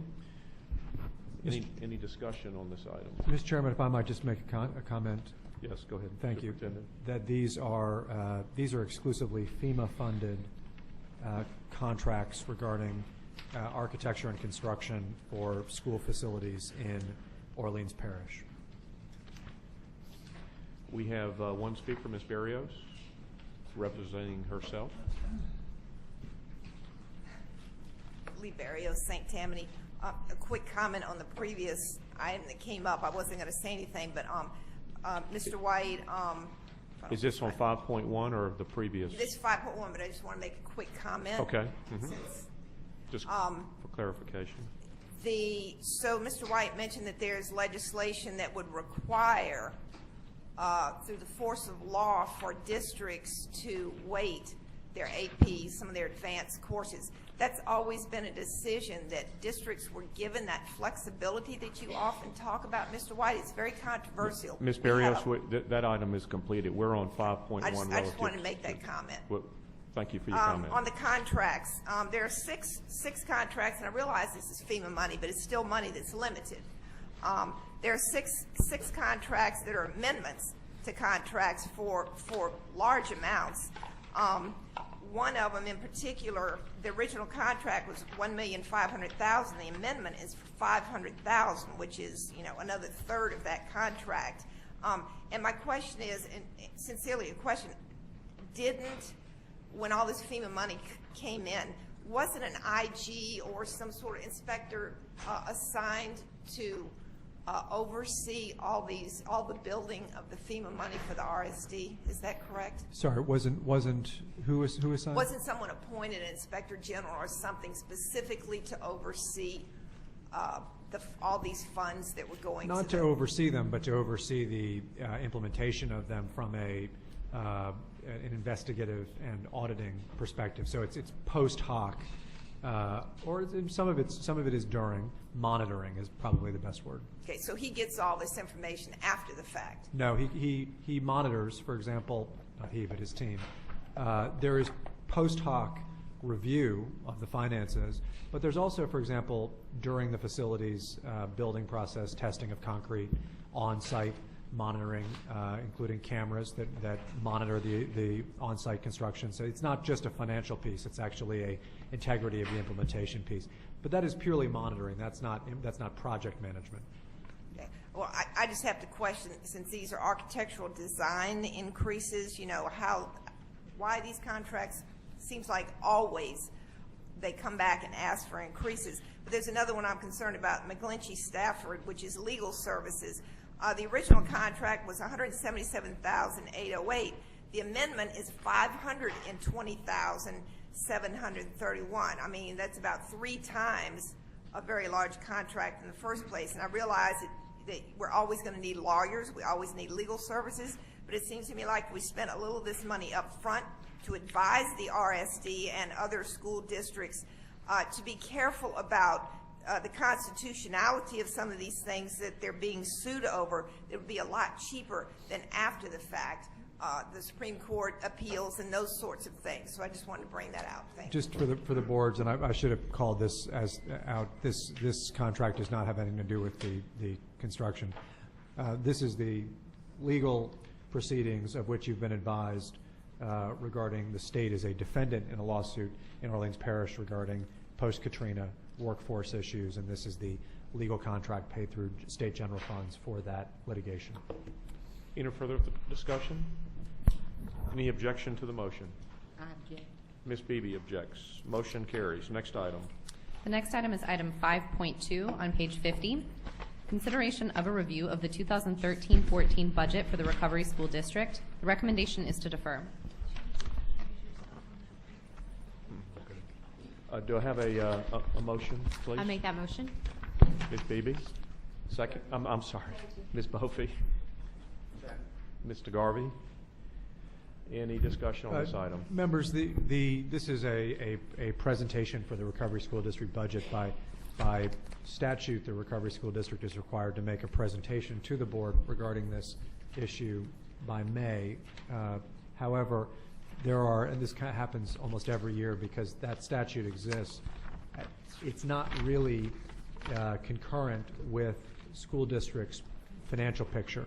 Thus, we don't have a final budget because while our MFP projections are done, other grant and federal monies are not yet finished. And we are finishing our enrollment process, so we will then know how many students are going to be enrolled in the Recovery School District next year. Thus, we are proposing to defer this to June when we can give you a full budget that will provide you an accurate picture, having included the number of students that actually will be in the district next year. Mr. Roman? Yeah, if I may add, it is somewhat of a timing issue, and I thought better, this is by no means the budget, but rather than just simply say we would wait until June when we have the more information, I wanted the earliest snapshot we could get in very broad parameters of what we currently think the budget looks like, so we can anticipate in June and have questions between now and June in regard to the budget. And for instance, I'll give you an example. One of the items you'll note here is a reducing in the amount of interagency transfers. It looks like a huge budget impact, but the real budget impact is those dollars will be going directly to charter schools. So that's just an example, but this is just a snapshot, by no means the final budget. But I wanted members to go ahead and get a first glance of very broad parameters that we're looking at. So in anticipation of a more detailed budget in June, this may prompt some questions that you want to ask. So Thank you, Mr. Romer. Any other comments? Any objection to deferring? Motion carries. Next item. The next item is, oh, yes, ma'am. I'm sorry. Ms. Barrios? That's my mistake, Ms. Barrios. Ms. Lee Barrios, representing herself. Lee Barrios, St. Tammany. I just wonder how, since this is based on a statute that your RSD is required to present this in May, how you get dispensation or the flexibility not to carry out that statute. And if this is a recurring thing, this happens every year, why don't you get that statute changed or something? What gives you the ability to defer that when it's a state statute? We're required to make a presentation. We're making a presentation, and that presentation is the most detailed information we have. It says to present a proposed operational budget. We are presenting the most detailed operational budget information that we have. That's what we have right now. Oh, my goodness. Seriously? We don't know how many students are going to be in our schools. Next item. The next item is item 6.1 on page 53. Consideration of 8G funding cycle activities, fiscal year 2013 expanding high school choice. The recommendation is to approve. Do I have a motion to that effect to approve? Motion. Ms. Jones, a second? Ms. Bophy? Any discussion? I will simply say that I appreciate the detail that was provided in the backup on the line items. I appreciate that. We do have one speaker, Ms. Barrios. I'm sorry, we have one other, Mr. Free. Lee Barrios. Sometimes I think I just don't get it. I don't know, but I question again. This is talking about high school. This is the school choice program, which has been deemed unconstitutional, or the legislation was. We're awaiting, I think, the appeal case. No, ma'am, if I might just factually correct you. Okay. This is an expenditure area within 8G, in other words, which is a constitutionally required or constitutionally obligated set of funds. BESE has established priority areas within that. One of them is high school career and college choice, secondary choice. And thus, all of these funds go toward post-secondary success activities while in high school. It doesn't have anything to do with the Course scholarship choice. program and that kind of thing. Okay. So those are not connected. Okay, thanks. Mr. Free?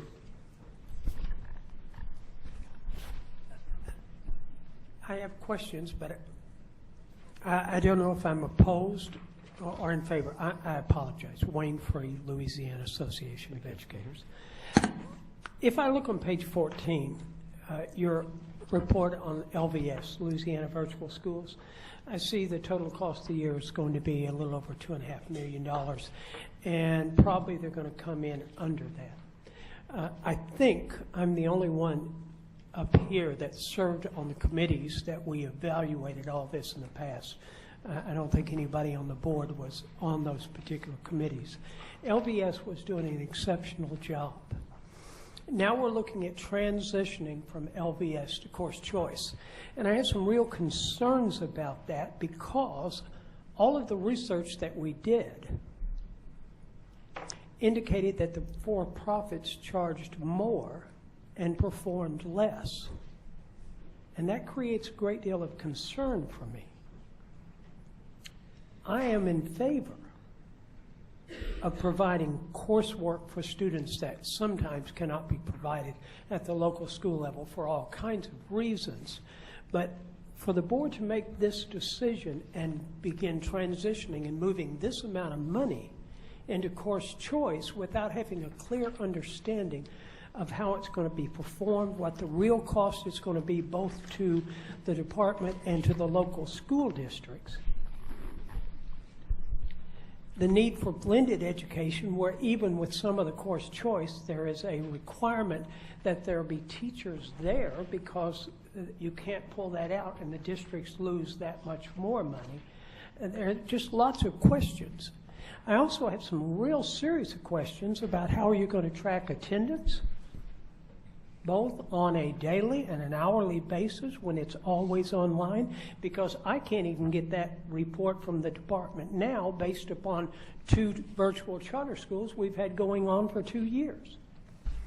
So how are you going to deal with quality, cost, and all those things? And I have yet to see a report coming from the department saying the course choice is going to save us money. Now, I do understand that some universities and some other school districts will be providing course choice, and they will have no profit motive. But many of the other choice providers do have profit motives. I've even heard rumors that some are saying, here, we'll buy you a computer if you'll sign up for this course. I think you need more research before you make this particular decision.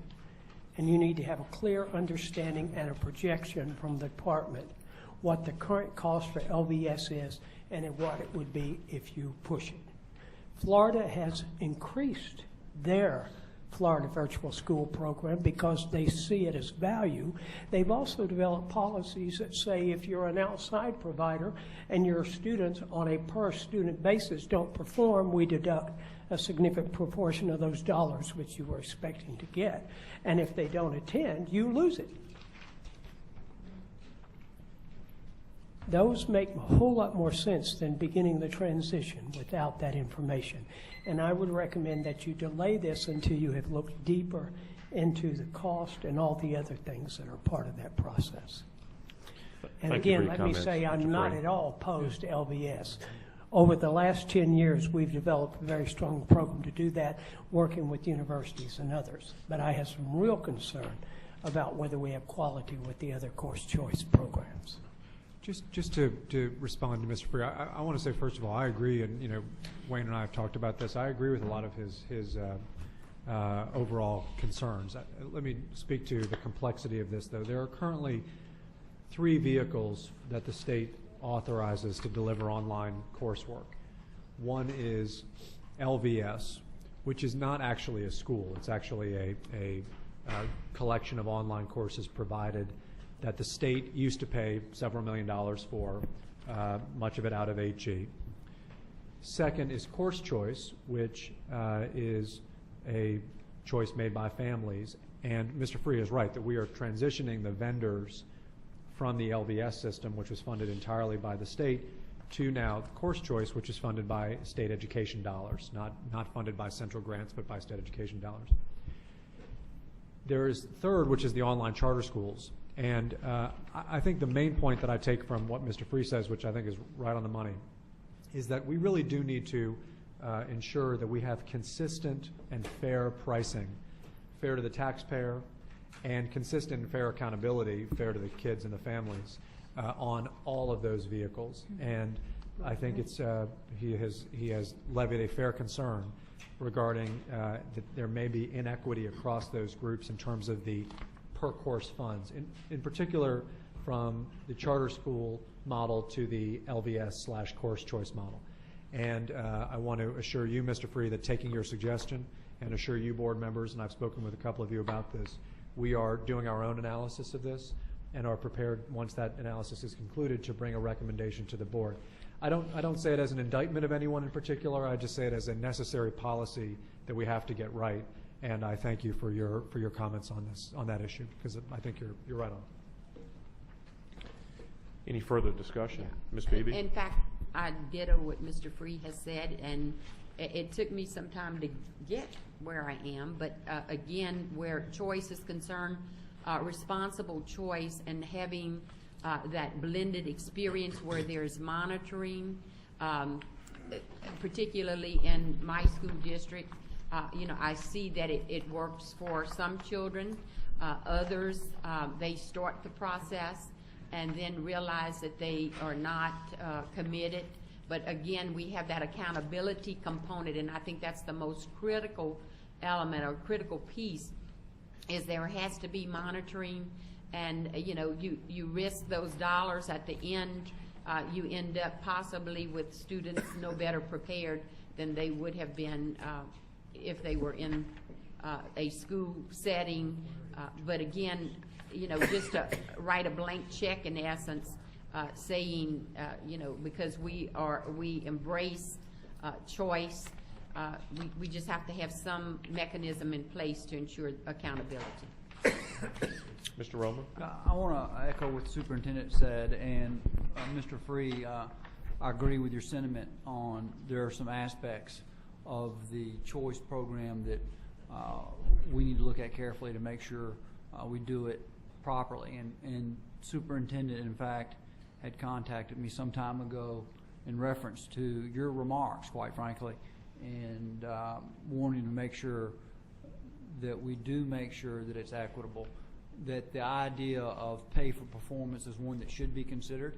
And in fact, in some ways it already is on course choice, and that the payment is given over time with part of the payment withheld until the end of the course. You could take that a step further, which I think we should consider. We could probably consider that for all of our educational components, quite frankly. But let me finish, if I may. I will say this, and I agree the LVS has been a valuable tool for our state, and one that, in fact, my own family has utilized. My daughter taking and I've said this numerous times, Spanish 1 and now Spanish 2 through the Louisiana virtual school has been a great experience for her. And I will say this, she has gone on the website currently that we now have for course choice, and is actually excited that instead of just the LVS opportunity, she has a choice of about 12 different potential ways to get her Spanish 3. So that doesn't mean we ought not make sure that these are quality vendors. I believe we do have a responsibility to make sure they're quality vendors. However, it excites me a great deal that, and especially if you consider the rural parts of our state. If you travel our state, one of the things that you find most interesting is it's much larger than people think. It sounds kind of silly to say, but it's a big state. And there are areas of the state that struggle providing content for whatever reason, and there's a variety of reasons. And course choice is a critical component. And the virtual part of that, I think, is a critical component for our state's ability to deliver quality education.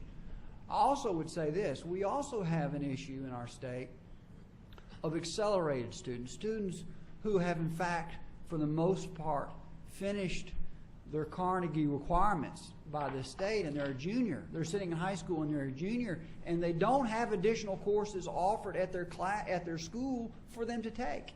And rather than sit there and take a course that perhaps they may not view as value added, course choice gives us the opportunity to do Mandarin, there's a number of different things. So your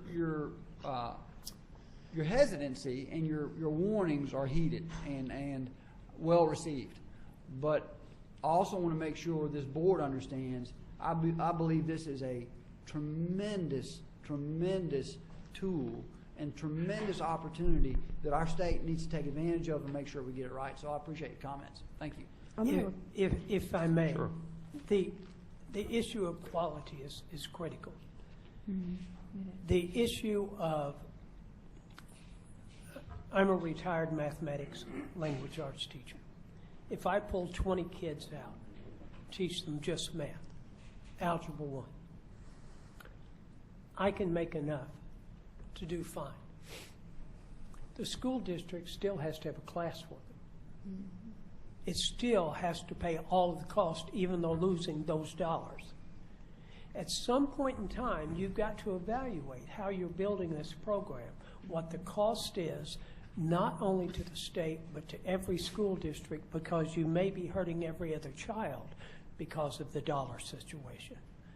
Again, I'm not opposed to any of those. In fact, I finished school a half a year early and went to work for a mechanics firm because I was going into school with electrical engineering as my primary major. It's one of the reasons I started in the sophomore year trade school, even though I was making straight A's and everything and intended to go to college.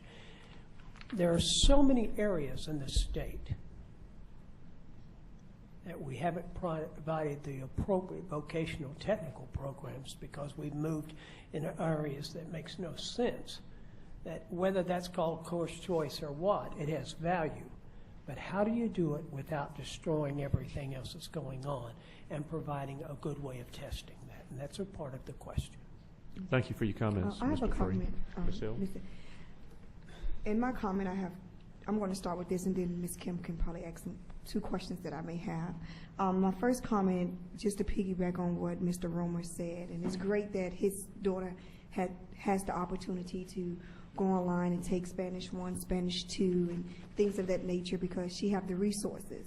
And when you look at this program, I'm looking from the perspective of what about those children that does not have the accessibility to actually be able to have internet in their home or have accessibility to a computer to actually take these courses online, or if the district does not offer the virtual program in those schools, what happened to those students? And that's my concern. And when you look at the program, I was at Dutchtown High School yesterday, and they have implemented within their school something that they decided to do on their own.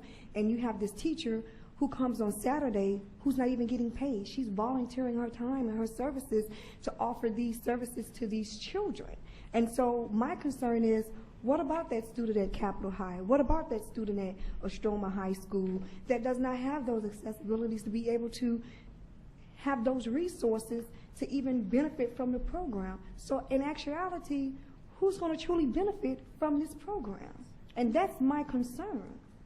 If I may respond, this is exactly what we're doing. We're telling districts you must provide this opportunity. You understand? We're saying you must provide this opportunity for those students. So if they're in a school that doesn't currently provide this opportunity, they must provide it. But what and they so don't that's have the funding to exactly the provide it. student. That's exactly the student in exactly the environment that we're targeting by this policy. Those areas where opportunity is not currently providing, we're making a stand as a state in saying it is your obligation to provide it. Okay, for example, St. Helena, which is a very rural area, and I'll use it as an example. How would they be able to provide it when they don't have the resources? to provide, even though we're mandating it. Okay, it's one thing to mandate it, but if you don't have the funding to provide or the technology or the equipment up to date to provide the services, how can the children truly utilize the services? That's my concern. Do you mean you think that there are schools that are not able to have computers in them? There are some schools that have computers, but very limited computers. Mm-hmm. That's number one. Then there are schools that need to be upgraded as far as their technology piece is concerned. And not only that, to be able to have access to the internet in some of these very rural areas. So that is my major concern. And so who's going to truly benefit from the program? And so I'm thinking of the parishes that I represent, which are very impoverished and very rural areas. Now, some of my areas such as EBR and Ascension and some of these, but when I look at St. Helena, go way up north to Avoyelles, and Bunkie, Louisiana, and things of that, that's my concern. How would these kids be able to utilize the services? And that's something that the department needs to look at if we're going to mandate something on a district. Well, you know, as you know, we created a blueprint, a footprint we call it, Ms. Hill, for every parish and every school building in the state. That footprint lists how much electricity, how much bandwidth, internet, the routers and the computer capacity in every single school. It then lists how that school district spends all of its money as regards technology, how it seeks E-rate reimbursement, how many textbook dollars it spent on paper and pencil textbooks relative to digital textbooks last year. And we're working with districts on mapping a financial path. Now, you talked about a couple of districts. In last year, July, we only had 2 districts in the state that are digital ready. Now we have 18. So we're making big progress in that area because we're helping districts to make smart investments in those areas. It's a tough time financially, no doubt about it, but there's not a district in this state that can't be ready enough to provide access to computers for our kids. If we spend our money appropriately, if we seek the federal reimbursements that we're entitled to, we can get there. Well, I just wanted to say this, and maybe you can get the opportunity to go visit. I had the opportunity to visit Bunkie High School. And when I walked into that school, tears came to my eyes because of the deplorable condition the school was in. Went into the library, they can't even use the library because the roof is caving in. Books are wet. So the children can't even utilize the library to go check out a book to even read. And so those are my concerns. And maybe you should have the opportunity to go up there and look at some of those schools and the condition that they're in. And so when I sit here and talk about these issues, those are some of the issues that I'm making reference to of what my experience has been as I go out into these various schools. And it's something that as a department we need to look at to make sure that all children have accessibility, to make sure that they can receive, like we say, quote unquote, a quality education. Good point. Thank you. Mr. Gill. Just 2 follow-ups.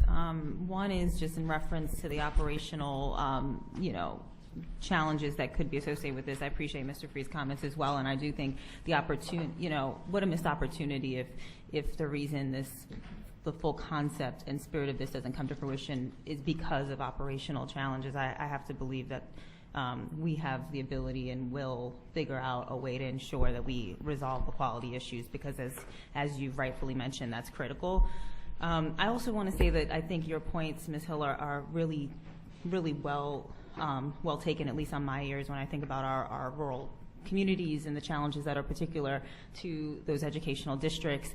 I also think about the educational opportunities that are sometimes not afforded to many of our rural students. And so I think about what the opportunity for our choice program could be for those children. And so I'm committed to, of course, working with anyone in the department, yourself, and others to figure out in our rural communities, what do we do to make sure that those districts can take full advantage of what is clearly something that could be path-changing for children across this state. And I think that's the real spirit of this. At the end of the day, this is about providing meaningful educational opportunities and pathways to children who otherwise, likely in many cases, might not have access to them. Although there will be other children who will take advantage of them who may have opportunities already. This is also for children who otherwise would not. And I think that is a very powerful idea for us to be advancing as a board. And so there's operational challenges, there's the access challenges. Those need to be resolved, and I'm looking forward to partnering with the department to do that. But at the fundamental level of what this is about more opportunities for educational excellence for many, many children who will benefit them. And I think that's really a powerful step forward for us as a state. Any further discussion? Any objection to the motion? Motion carries. Next item. The next item is item 6.2 on page 60, consideration of 8G funding cycle activities with regard to building the fiscal year 2014-15 8G program and budget. The recommendation is to receive. We have a motion to receive. I make that motion. Ms. Bopey, second. I'll second. Mr. Romer. Any discussion on this item? Any objections? Motion carries. Next item. The next item is item 7.1 on page 61, consideration of the BESE budget. The recommendation is to receive. We have a motion to receive. Mr. Lee, second. I'll second. Mr. Romer. And if I may take a moment to comment, I want to thank Ms. Cope for presenting our budget to the legislature. I can't remember if it was last week or the week before. I arrived at the meeting late, which was to our benefit. She handled it very well, and we appreciate that, and you did an excellent job. So thank you very much for being prepared. Any further discussion? Any objection? Motion carries. Next item. Oh, I'm sorry, we do have Ms. Barrios. Okay, thank you. The next item is item 8.1 on page 62, consideration of a report regarding updates to BESE's 5-year strategic plan. The recommendation is to receive the report regarding the 2012-16 strategic plan, approve the revised goals and objectives for the 2015-19 strategic plan and concept, and direct the BESE executive director to work with the board officers to revise the indicators and bring those revisions back to the board at its next meeting. I've asked Ms. Cope to come and give us an overview of this item, and because I do think this is a real strategic opportunity for us as a board to look ahead to the next 5+ years and use it as good constructive dialogue to lay out a vision for the department and, you know, with the board's input. So, Ms. Cope, if your insight would be appreciated. Sure. Heather Cope with BESE. So per statute, every agency in the state must complete a 5-year strategic plan, which has to be updated then every 3 years. So BESE currently has a strategic plan for fiscal year 12 through 16, and we need to update it to be for fiscal year 15 through 19. So and I provided in the packet a link to where our strategic plan is online. It's 70 pages, so I didn't put it in the packet, but it is available on our website if folks hadn't looked at it yet, where we outline our large goals for the agency over a 5-year period and then break it down into objectives and then their indicators within that. This all relates to our budgeting that we do at the state level as well. The state requires that all of our budgeting be performance-based, so when we submit our budget items annually, we have to link that to our strategic plan and our indicators that drive that. So to start, you always start big and you kind of work down. So with the officers, we've looked at the goals and the objectives and this is just for BESE, the department completes theirs separate from the one that I do in my office. But I'm sure the superintendent would happily take comments from board members on his strategic plan. But so you start big when you do strategic planning and you boil it down. So starting with the goals and the objectives, looked at that with the officers and came up with a condensed list because we had a lot of objectives that some of them didn't mean a whole lot to what BESE, the agency, does in terms of what we could actually affect for outcomes, you know, what BESE should be measured against versus what you might expect the department to be measured against. So trying to get the goals and objectives to really align with that. And based upon our conversation today, I'll then be able to move forward and work down to the indicator level, work with the officers, recirculate in the hopes that we'll have a completed plan to bring back to the board in June, because this has to be submitted back to the governor's office, the Department of Administration, by July 1.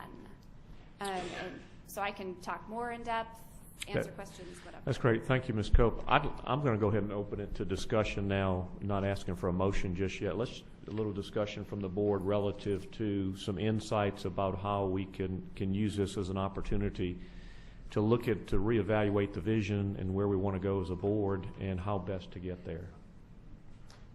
Mr. Romer? If I may, I appreciate, Mr. Chair, you in fact urged this conversation, which I appreciate very much so. And I would like, as board president, to if it's the wishes of the board, to take this kind of as the outline and work toward a completed product in June, that we will put a working group together similar to how we did with the superintendent's evaluation. So it will not be exclusively to board officers, but I'd open that to other. Obviously, we can only limit the number of people on that. So if that's the wishes of the board and you would like to serve, please let me know that, and we would quickly form that group. And obviously, as we did with the superintendent's evaluation, there will still be opportunities for members who aren't on that working group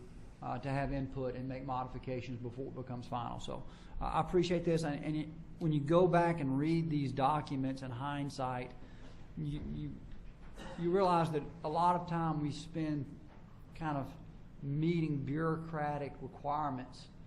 And I think Mr. Gio and others have hoped and expressed to me the hope that our document can be more than just kind of a bureaucratic piece of paper that goes on a shelf somewhere, that we spend a bit more time with the superintendent and with our own BESE staff to see if we can't articulate really what our vision is for the next 3 to 5 years. So I appreciate your effort, Mr. Gill, in pushing this forward, and certainly would welcome different recommendations if someone felt they had a better one.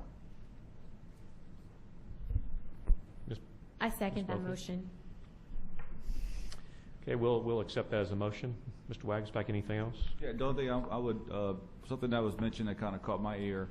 So the department and BESE both have different 5-year strategic plans. What is the interaction between the two as they're being developed?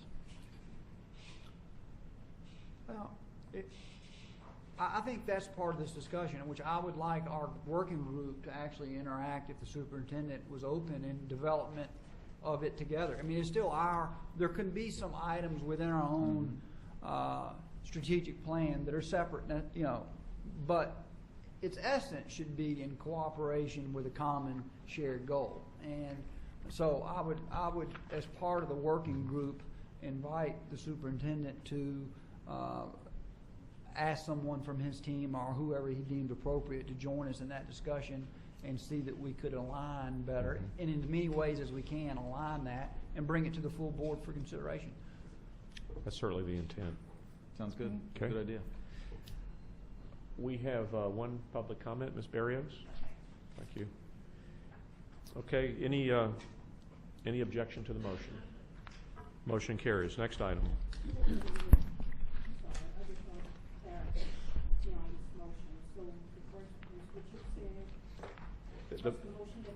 I think my motion was to accept the outline and to form a working group to bring a final proposal back to BESE in June. Is that appropriate? Yes. Thank you, Ms. Cope. Next item. The next item is item 8.2 on page 65, consideration of a report on the 2013 legislative session. The recommendation is to receive. Move. Mr. Garvey, second. Second. Ms. Jones, any discussion?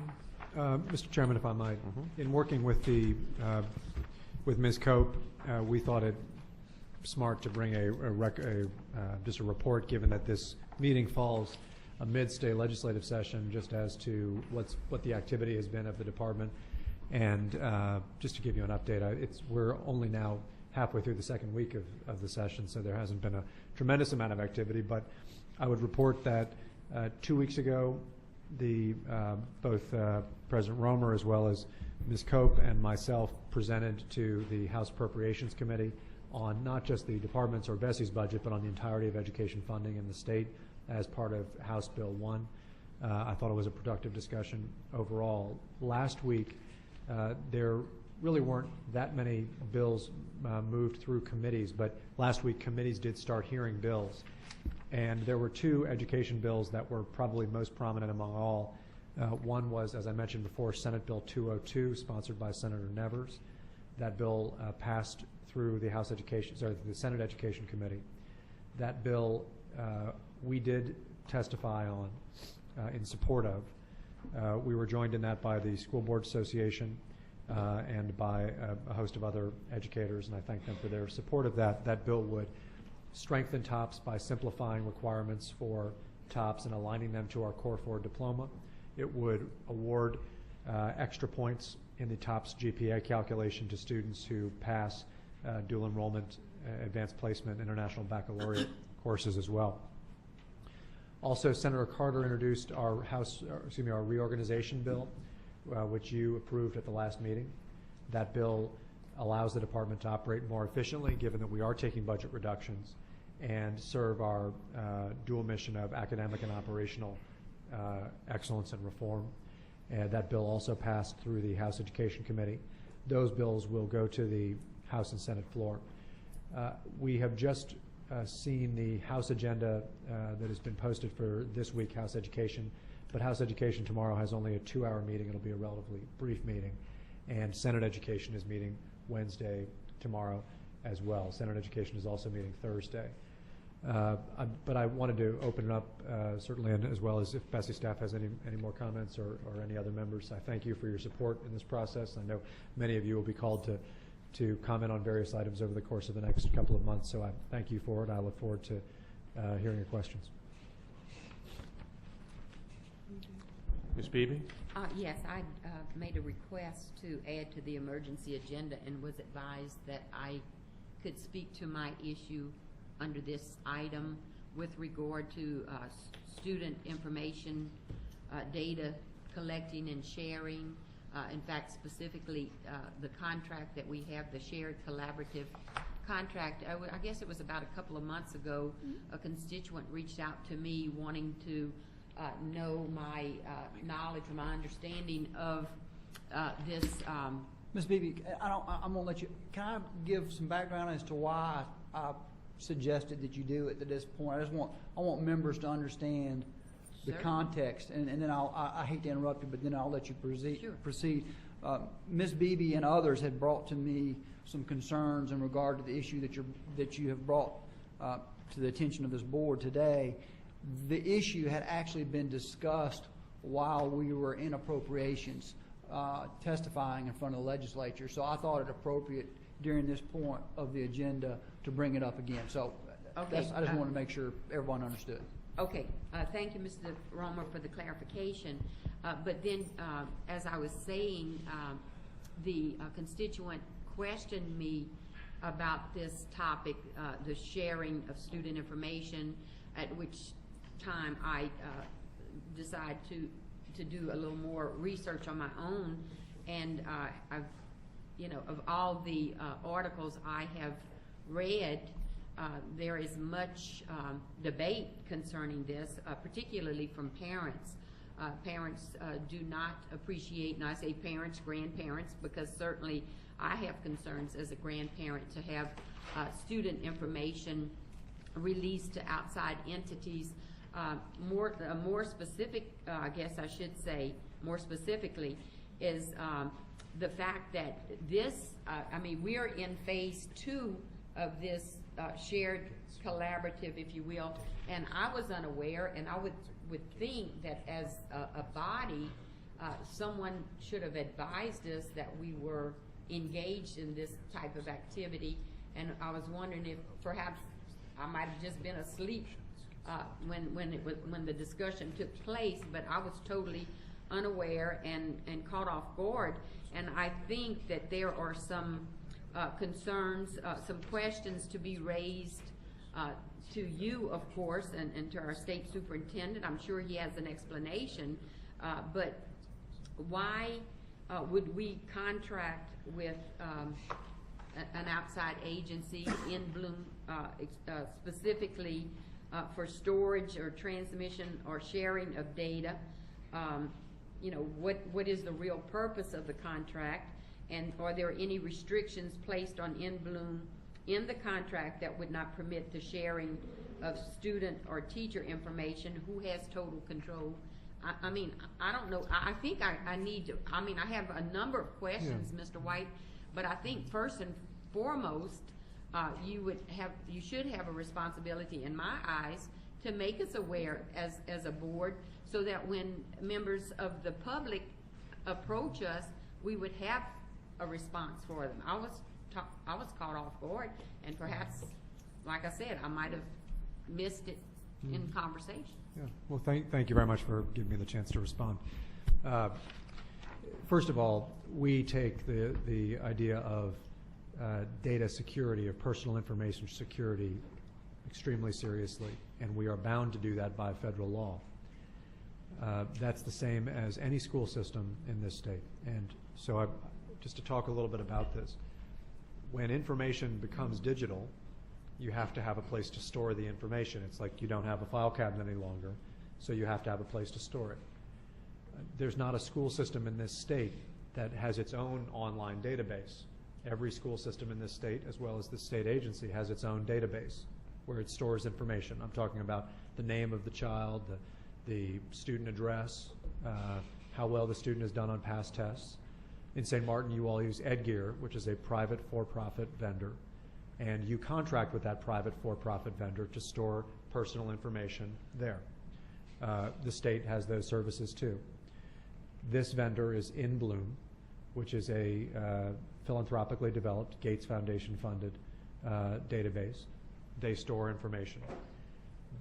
In Bloom has a contractual relationship with the state, just as EdGear does with St. Martin Parish, to provide, to comply with FERPA, which are the federal rules regarding the sharing of personal information.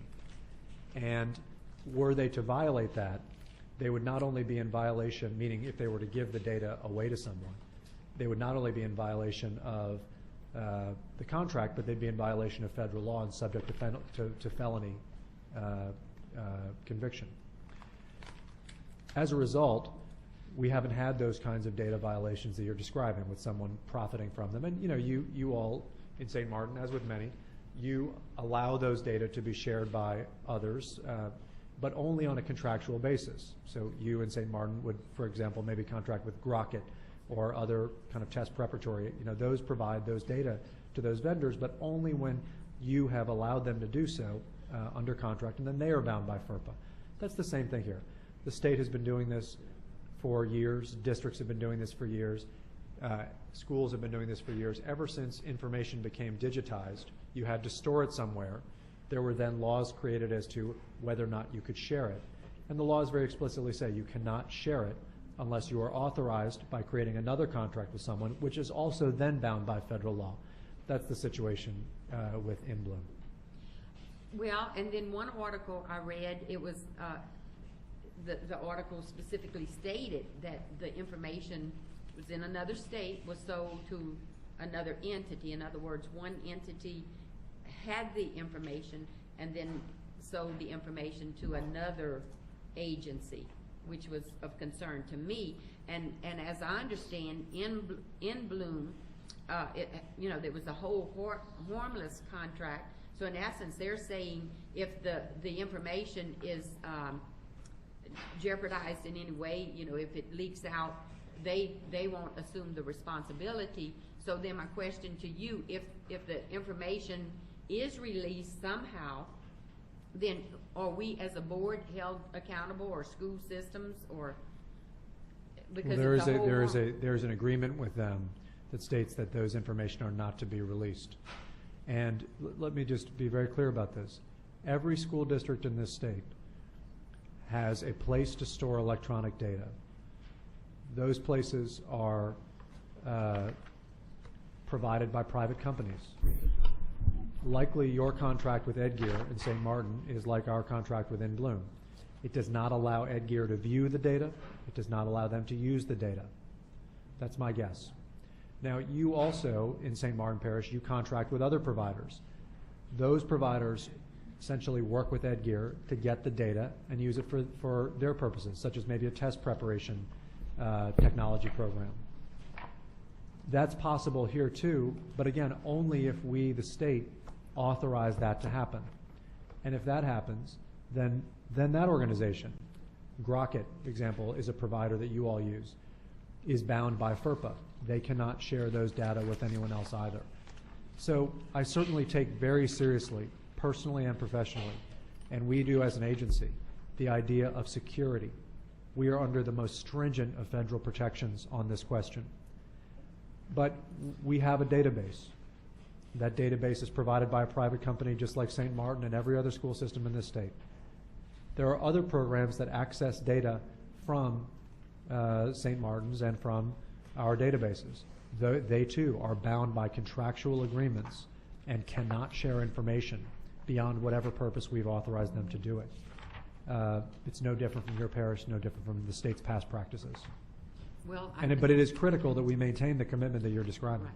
But I do know that many parents are concerned, and I've heard an outcry from many, and I think of greater concern, perhaps it's the trust factor. We've not had an issue with it at the local level, but I guess with all of the articles out there, that there is maybe parents are paying attention now, and many have communicated they don't want their information, their students' information, to be accessible by others. And I know the conversation gets much larger. You have offered an explanation, but I do realize that many people are concerned, and all of that money that we're paying for this media, I think perhaps you might utilize someone to communicate effectively to the parents, because there are concerns out there. That's a good idea.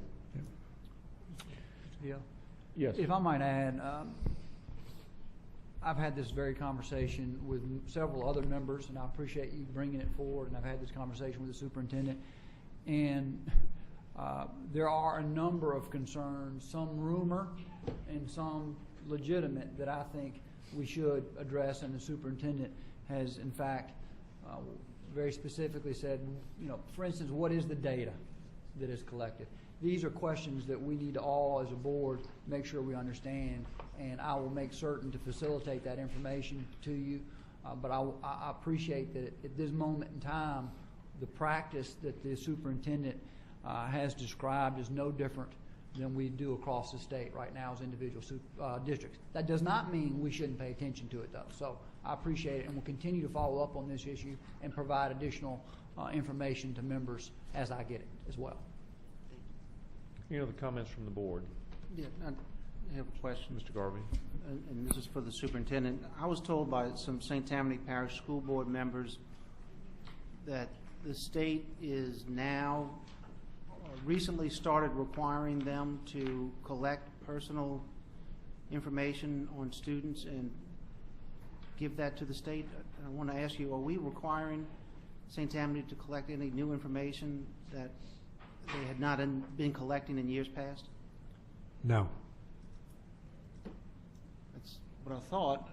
I'll have to go back to them and ask them for some more information. And if there's a specific form that someone has sent to someone, I'm happy to look at it, but I certainly not anything I'm aware of. Well, they pointed me to a letter, and the letter said nothing about requiring them to collect information. The information that we have in our database, and Mr. Rome said he's going to get us a list of what that information is. Is that all information that the local school boards have on their database? Yes, that's information the information is drawn out of Ed Gear in St. Martin or wherever else in St. Tammany. That's a private company that keeps that data. Then there's a system called the Student Information System that I'm sure we're all very familiar with. That transmits the data back and forth, but that basically just means that we are using the data collected from the local school system. So the local school system has all this data stored on some company's computer somewhere, likely out of state?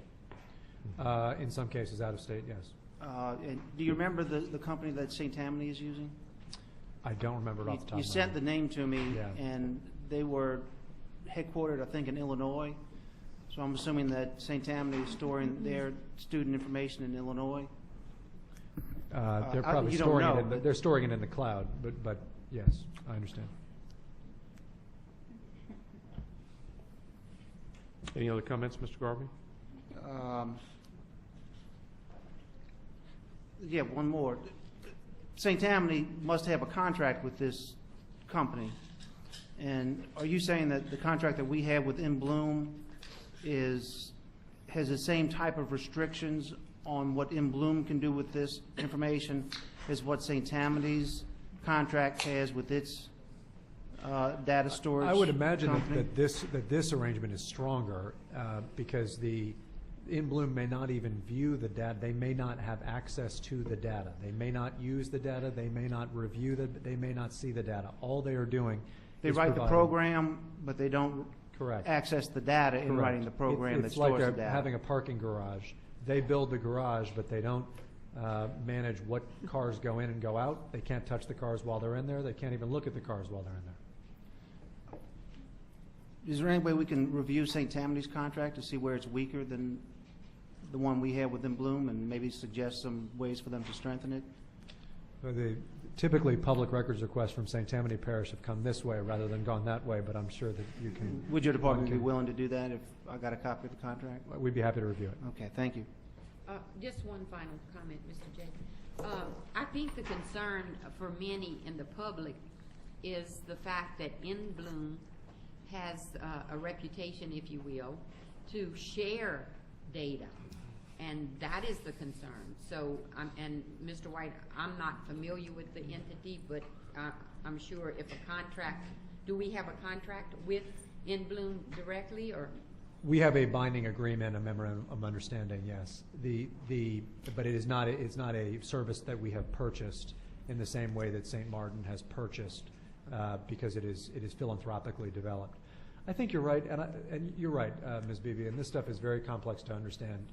Just, for example, when in your district or the recovery district or state's database, you're right, you want to allow for someone such as a test preparatory group or those who provide online courses or those who might provide some tutoring, to use the information. You need to identify the kid's name. You need to show where they live. And it is clearly an issue that we need to be very sensitive to, that while that might be a good thing for the child, we would never want those data to be in the hands of somebody who would share them widely or with anyone. And as a result, the protections built into your contracts, into our contracts, or our agreements are in line with the federal protections. They have to be by federal law. The information collected here is no different from the information collected in St. Martin Parish or St. Tammany Parish. But I'm happy to give the board whatever assurances you need, because I certainly understand Ms. Beebe's concern. We don't want parents to become alarmed. Clearly, information security is an important thing in this day and age, and we should never forget it, just because it sometimes is helpful to us to have someone have access to it. Mr. Chairman? Yes, sir. I have a couple of other questions for the superintendent, first one anyway.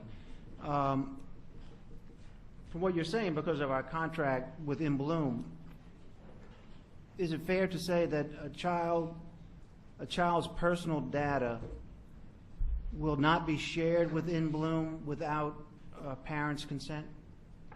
Since it's not being shared with In Bloom, it can't be shared without a parent's consent. Is that true? Again, it's like a parking garage. They build a garage.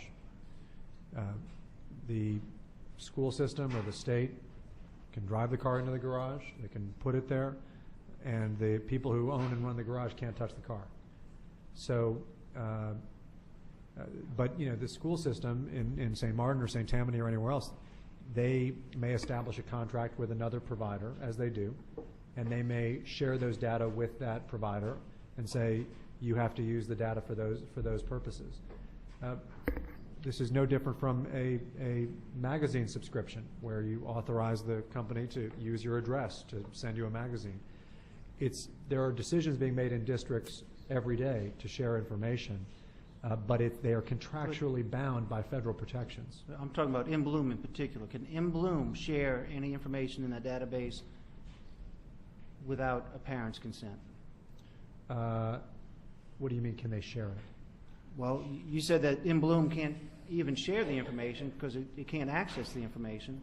They can't share it without the consent of the state, which is who's And we have not given them that consent. That's correct.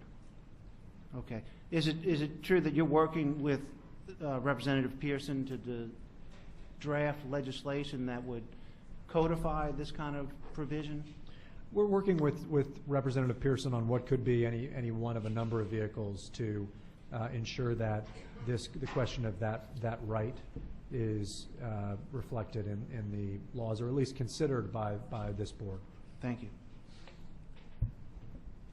Ms. Bofi? I would just like to bring up one of the things I've encountered, because I've been just like the issue about like teacher evaluation information being shared. When Act 54 was written in 2010, there were strict guidelines about what kind of information could be shared, and it's something that I appreciate. At the same time, through discussions with Dr. Burns, one of the things that I've learned is that because we've had such strict guidelines, we're also handicapping ourselves to be able to communicate back to ed preparation institutions about the success of their graduates. And so while I understand the concern for student data, I mean, on a personal level even, I also think that we have to be aware of the fact that when we have all of that data together, the use and how we can use that to provide better services to our students. So while I understand the caution that board members are talking about, I also think that we have to keep in mind that we need to have data in a format that we can act on as well. And so I don't want to lose that side of the argument, and would like you all to take that into consideration when you're creating contracts. Thank you, Ms. Bofi. We have public comment from Ms. Barrios. And Ms. Barrios, you submitted a separate card on the added item also, I guess, which is this item? Right. Okay. Yes. Yeah. Lee Barrios. This time I'm speaking as Assistant National Director of Save Our Schools, because I've been communicating in the last few months with educators and parent organizations all over the United States about this issue. This is not a knee-jerk reaction. This is not a concern that only, some of us in Louisiana have. As a matter of fact, and by the way, first of all, anybody can find out exactly what In Bloom is about by going to their website. It is about sharing this information commercially. They're beginning to list the growing number of organizations as they come on that they're going to share this with. All of that is online. Friday. Can I cut you off there for a second? Yes. Because I don't want factual inaccuracies to get in the way of the truth here. In Bloom, no private organization, whether it's EdGear in St. Martin Parish, whether it's In Bloom here, has the ability under federal law to share information without the consent of the body that is charged with governing that information.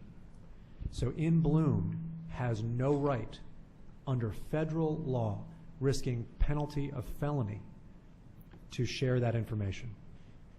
And as I said, anybody can go to the website, inbloom.org, and see for themselves. You don't have to take my word for it. But if I'm understanding you correctly, that group that gives them permission or gives them the information would be the state. Or the school, or the school district. According to In Bloom, they have a contract with the state of Louisiana. I believe they listed 7 states that they have contracts with. I asked you for that contract 2 months ago. You refused to give it to me. It's not a contract. It is an agreement. An agreement or a contract. You still have refused to give that to me. However, Friday, it's to be noted that the Republican National Committee itself issued unanimously a resolution that in part says, resolve, the RNC recognizes the Common Core for what it is, an inappropriate overreach to standardize and control the education of our children so they will conform to a preconceived normal, and be it further resolved that the National Committee rejects the collection of personal student data for non-educational purpose without the prior written consent of an adult student or a child student's parent, and that it rejects the sharing of such personal data without the written prior consent of an adult student or child's parent. This is in response to, in fact, Bill Gates funded In Bloom Shared Learning Collaborative. It's designed to share the data, and that's what it's intended to do. So anybody that wants to know more about it can go to that website and find out. Georgia, legislator in Georgia, also last week submitted a bill, had a press conference, and I'll send you the link because it's very informative. He had a lot of education experts speak in this press conference about rejecting the Common Core in the state of Georgia and also the data sharing piece. The National Council of Teachers of English has rejected the Common Core standards. And what goes along with it, the standardized testing and the sharing of data. We have 30 seconds. Thank you. Ms. Beebe, thanks for raising this topic. I think it's been a healthy discussion. I'm going back to the motion to receive 8.2, the legislative report. Any objection to that item? Motion carries. Next item. Your next item is item 9.1 on page 66, consideration of a proposal regarding the establishment of a minimum foundation program or MFP advisory group. Recommendation is to defer. We have a recommendation to defer. So I have a motion. Ms. Bofi, second. I'll second, but I'd like to make comment. Mr. Romer. Board members, as you remember, we discussed this at length at our last board meeting with the intention of having this committee established by this meeting. It's been more complicated than I wished up to this point for a number of reasons which are articulated in this item, not the least of which is the legislature is in session, and there are members of the legislature we'd like to include in the conversation, and they're having a very difficult time with their schedule, but also pending legal issues that could impact future formula consideration. So we hope two things happen in the interim, or maybe three things actually. One is that we work, and I will ask for input from board members as to their thoughts as to the makeup of this working group. Number two, the legislature will in fact complete their business, and those members that want to participate, which there will be some, will have a schedule that's better. And perhaps, number three, we'll have some clarity from the courts regarding some issues that are currently embedded with the MFP, so we can discuss it appropriately at that time. So I apologize, it's not actually up and running at this moment, but I think we'll have it in place by June, which is certainly significantly sooner than we've done it in the past, and hopefully it will lead to a healthy discussion in regard to future MFP formulas. Any discussion on this from board members? I have two public comment cards. Ms. Berrios.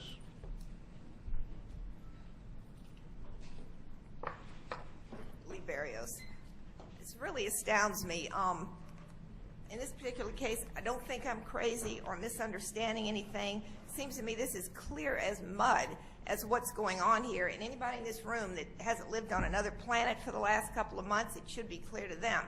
You agreed, there was quite a bit of discussion about this at the last meeting, and you agreed that you were going to go ahead and approve the MFP, but you would, after the fact, have an advisory group, which in itself seemed kind of ludicrous. Now you're saying that you want to defer that till after the legislature votes on the questionable MFP funding formula. So, if I may, the purpose of the committee was not to review the MFP that we just passed. It was for consideration of future MFPs. Thank you. Mr. Fontenot with the Louisiana Federation of Teachers, School Employees.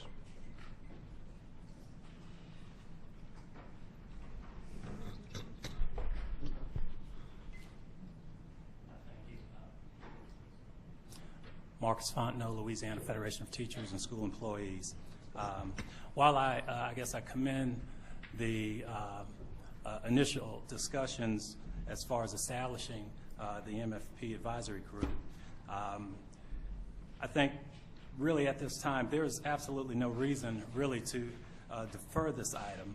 In fact, we should already be planning for next year's proposal.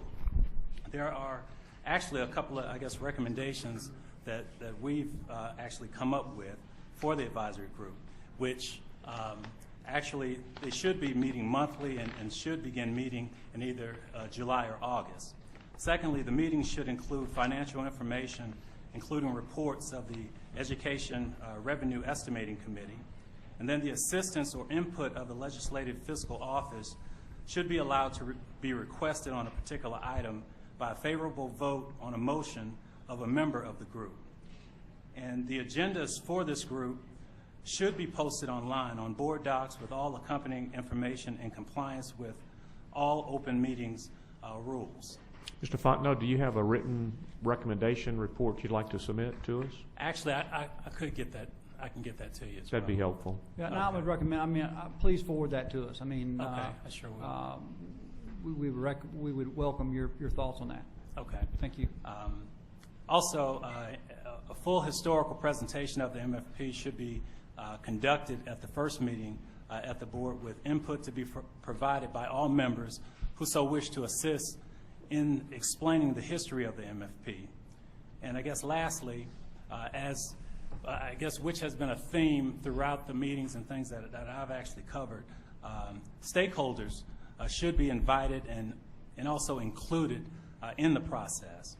But I guess the main message that I'd like to let you know is that this is an opportunity for the board to be responsible, and responsible as far as moving now in order to get this advisory group started so that we can begin and properly look at the MFP upcoming next year with everyone, all the stakeholders, as I've mentioned, included. Thank you. If I may address, first of all, I appreciate your comments, and I want to reassure you these meetings will be open to the public.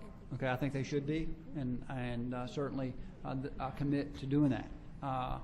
Secondly, we are moving as quickly as I think practical. I mean, we are, just because we haven't formed the committee yet does not mean that work is not being done in terms of getting input from various groups, and we welcome input from you, getting input from legislators and board members as to what they think this advisory committee should take on. There is the potential of taking on more than can be done, so I want to be careful that we focus it properly. And the input, if we get it from the courts in the meantime, would help focus our attention on things that the court rules are appropriate and not appropriate. So your comments are well made. I do want to make this assurance to you and others. I expect these to be run in a public way for public input. So even if they're people who aren't serving on the committee, they will be given the opportunity to give input. Okay. Thank you. Dr. Moranti? I'm thinking that the term defer might have been not the appropriate word. It could have been an update so that we would know the process. It could be a receive. It could be a receive. Receive an update of it so that when you look at it, we made a recommendation to go ahead with this advisory, and we don't want any indication that it's not going to. So maybe instead of defer, just an update. It can be a receive. So we'll know that it's going to go. Who made the motion? I think I did. Ms. Buffy, would you accept that change to the motion? Okay. Just to explain, the reason it's defer is so it's retained on the agenda for the next time. So it can be a receive if you all want. Receive and retain. Receive and retain. Perfect. Ms. Buffy, are you okay with that language? That works for me as well. Thank you. Thank you, Mr. Fontenot. Appreciate your input. Mr. Chairman? Yes, Mr. Garber. Yeah, before we take a vote on this item, I was told that to bring up an issue, I should bring it up under this item. So if possible, I'd like to suspend the motion that's in front of the committee right now to make another motion. And this has to do with something that we removed from the MFP that we presented to the legislature. We had been asked in the year prior to take some policy provisions out of the MFP so that it was more of a strict financial document and not including policy. And one of the policies that we took out was regarding the 70% requirement that locals spend 70% of the MFP in the classroom. And I'd like to make a motion directing the department to put that back into policy. So I'd like to I'll move that BESE direct the department to design policy to retain the 70% instructional expenditure requirement and to establish it as a measure of school and district success relating to fiscal decisions and with academic outcomes, and directing the department to require corrective actions from those districts that fail to meet the 70% requirement or fail to meet their growth target. I'll second that, and I'll say this, if I may. Am I recognized? Mr. Romer, please. When we were in appropriations a few weeks ago, two things happened. One, they were pleased that a lot of what they considered policy embedded within the MFP was removed. They thought that they had expressed their concerns last year, quite frankly, in that regard. But they also said, just because we take it out of the MFP doesn't mean we don't want there to be a policy outside of the MFP in regard to certain issues. And the 70% issue was one that was brought to our attention as one that they viewed as an important milestone or benchmark that they wanted to keep an eye on. And rather than put it within the MFP, we would move it to a policy that would have, in fact, the same effect, but not be within the actual language of the MFP. So I second Mr. Garvey's motion. Well, just for my clarification, it seems like these are two discrete issues here. Yeah. That's why I was tabling the first one while we addressed this one. That was part of my motion, was to table that. So we'll go back to that one. We'll go back to it as soon as we finish this motion. I have a question. No, I would say that we take it as separate because. Well, they are separate, I mean, Ms. B. well, It's but wait, I need clarification. Who is they? Who is they? Who is they, meaning? You said they. Who is they? Is it the Superintendent Association? I think I was referring to the Appropriations Committee and the legislators that I spoke with that were pleased of policy being removed from the MFP, but expressed that they would like BESE to still have as a policy outside of the MFP the requirement for 70% instructional use of the MFP. And so rather than have it, traditionally it's been within the MFP, the language that Mr. Garvey is At suggesting. 70%? Yes. That's what it's been traditionally. We're removing that language from the MFP, but we're maintaining the policy that districts should report that 70%. I don't know exact wording they had there, but the policy will in effect remain the same, but it'll be separate from the MFP. Does that make sense? I don't know if it does. I don't know if that clarifies it or not. The reason it was brought up here is because we were discussing the MFP, and Mr. Garvey approached what agenda item would be most appropriate to get the 70% policy stated for BESE policy. And is there an urgency to do that today? I think there is. I think, this is my opinion, I think members of the legislature have expressed concern on that particular issue, that they want BESE, they would like BESE to maintain that as a policy because they believe it's the signal they want to send to districts, that it's an important issue to them. I don't know if anybody heard them differently. Yes, Mr. Just Wagsback. to add on that point, in watching the hearing, I guess it was last week, where Chaz and the superintendent and a couple others did a good job at the table explaining the MFPs and allocations. I think it did come off pretty clear that the legislative intent was, while what they passed last year to try from an intent to get policy out of the MFP, this was one provision that they felt was really important to be addressed. And there's a lot of debate at that hearing to talk about how best to address that 70%.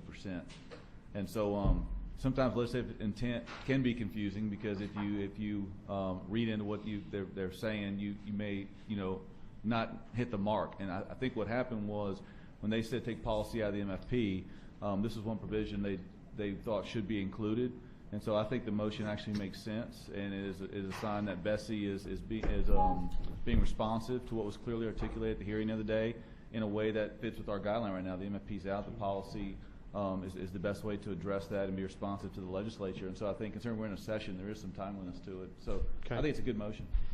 I'm curious, is the motion to design this policy and bring it back to the board? Is that the motion? Is to direct the department to design the policy. Okay. Any other further discussion? Any objection to this motion? Motion carries. We're going to go back to item 9.1 to receive and retain the proposal regarding the establishment of MFP advisory group. Any further discussion on that item? Any objection? Motion carries. The Admin and Finance Committee is adjourned, and the next committee is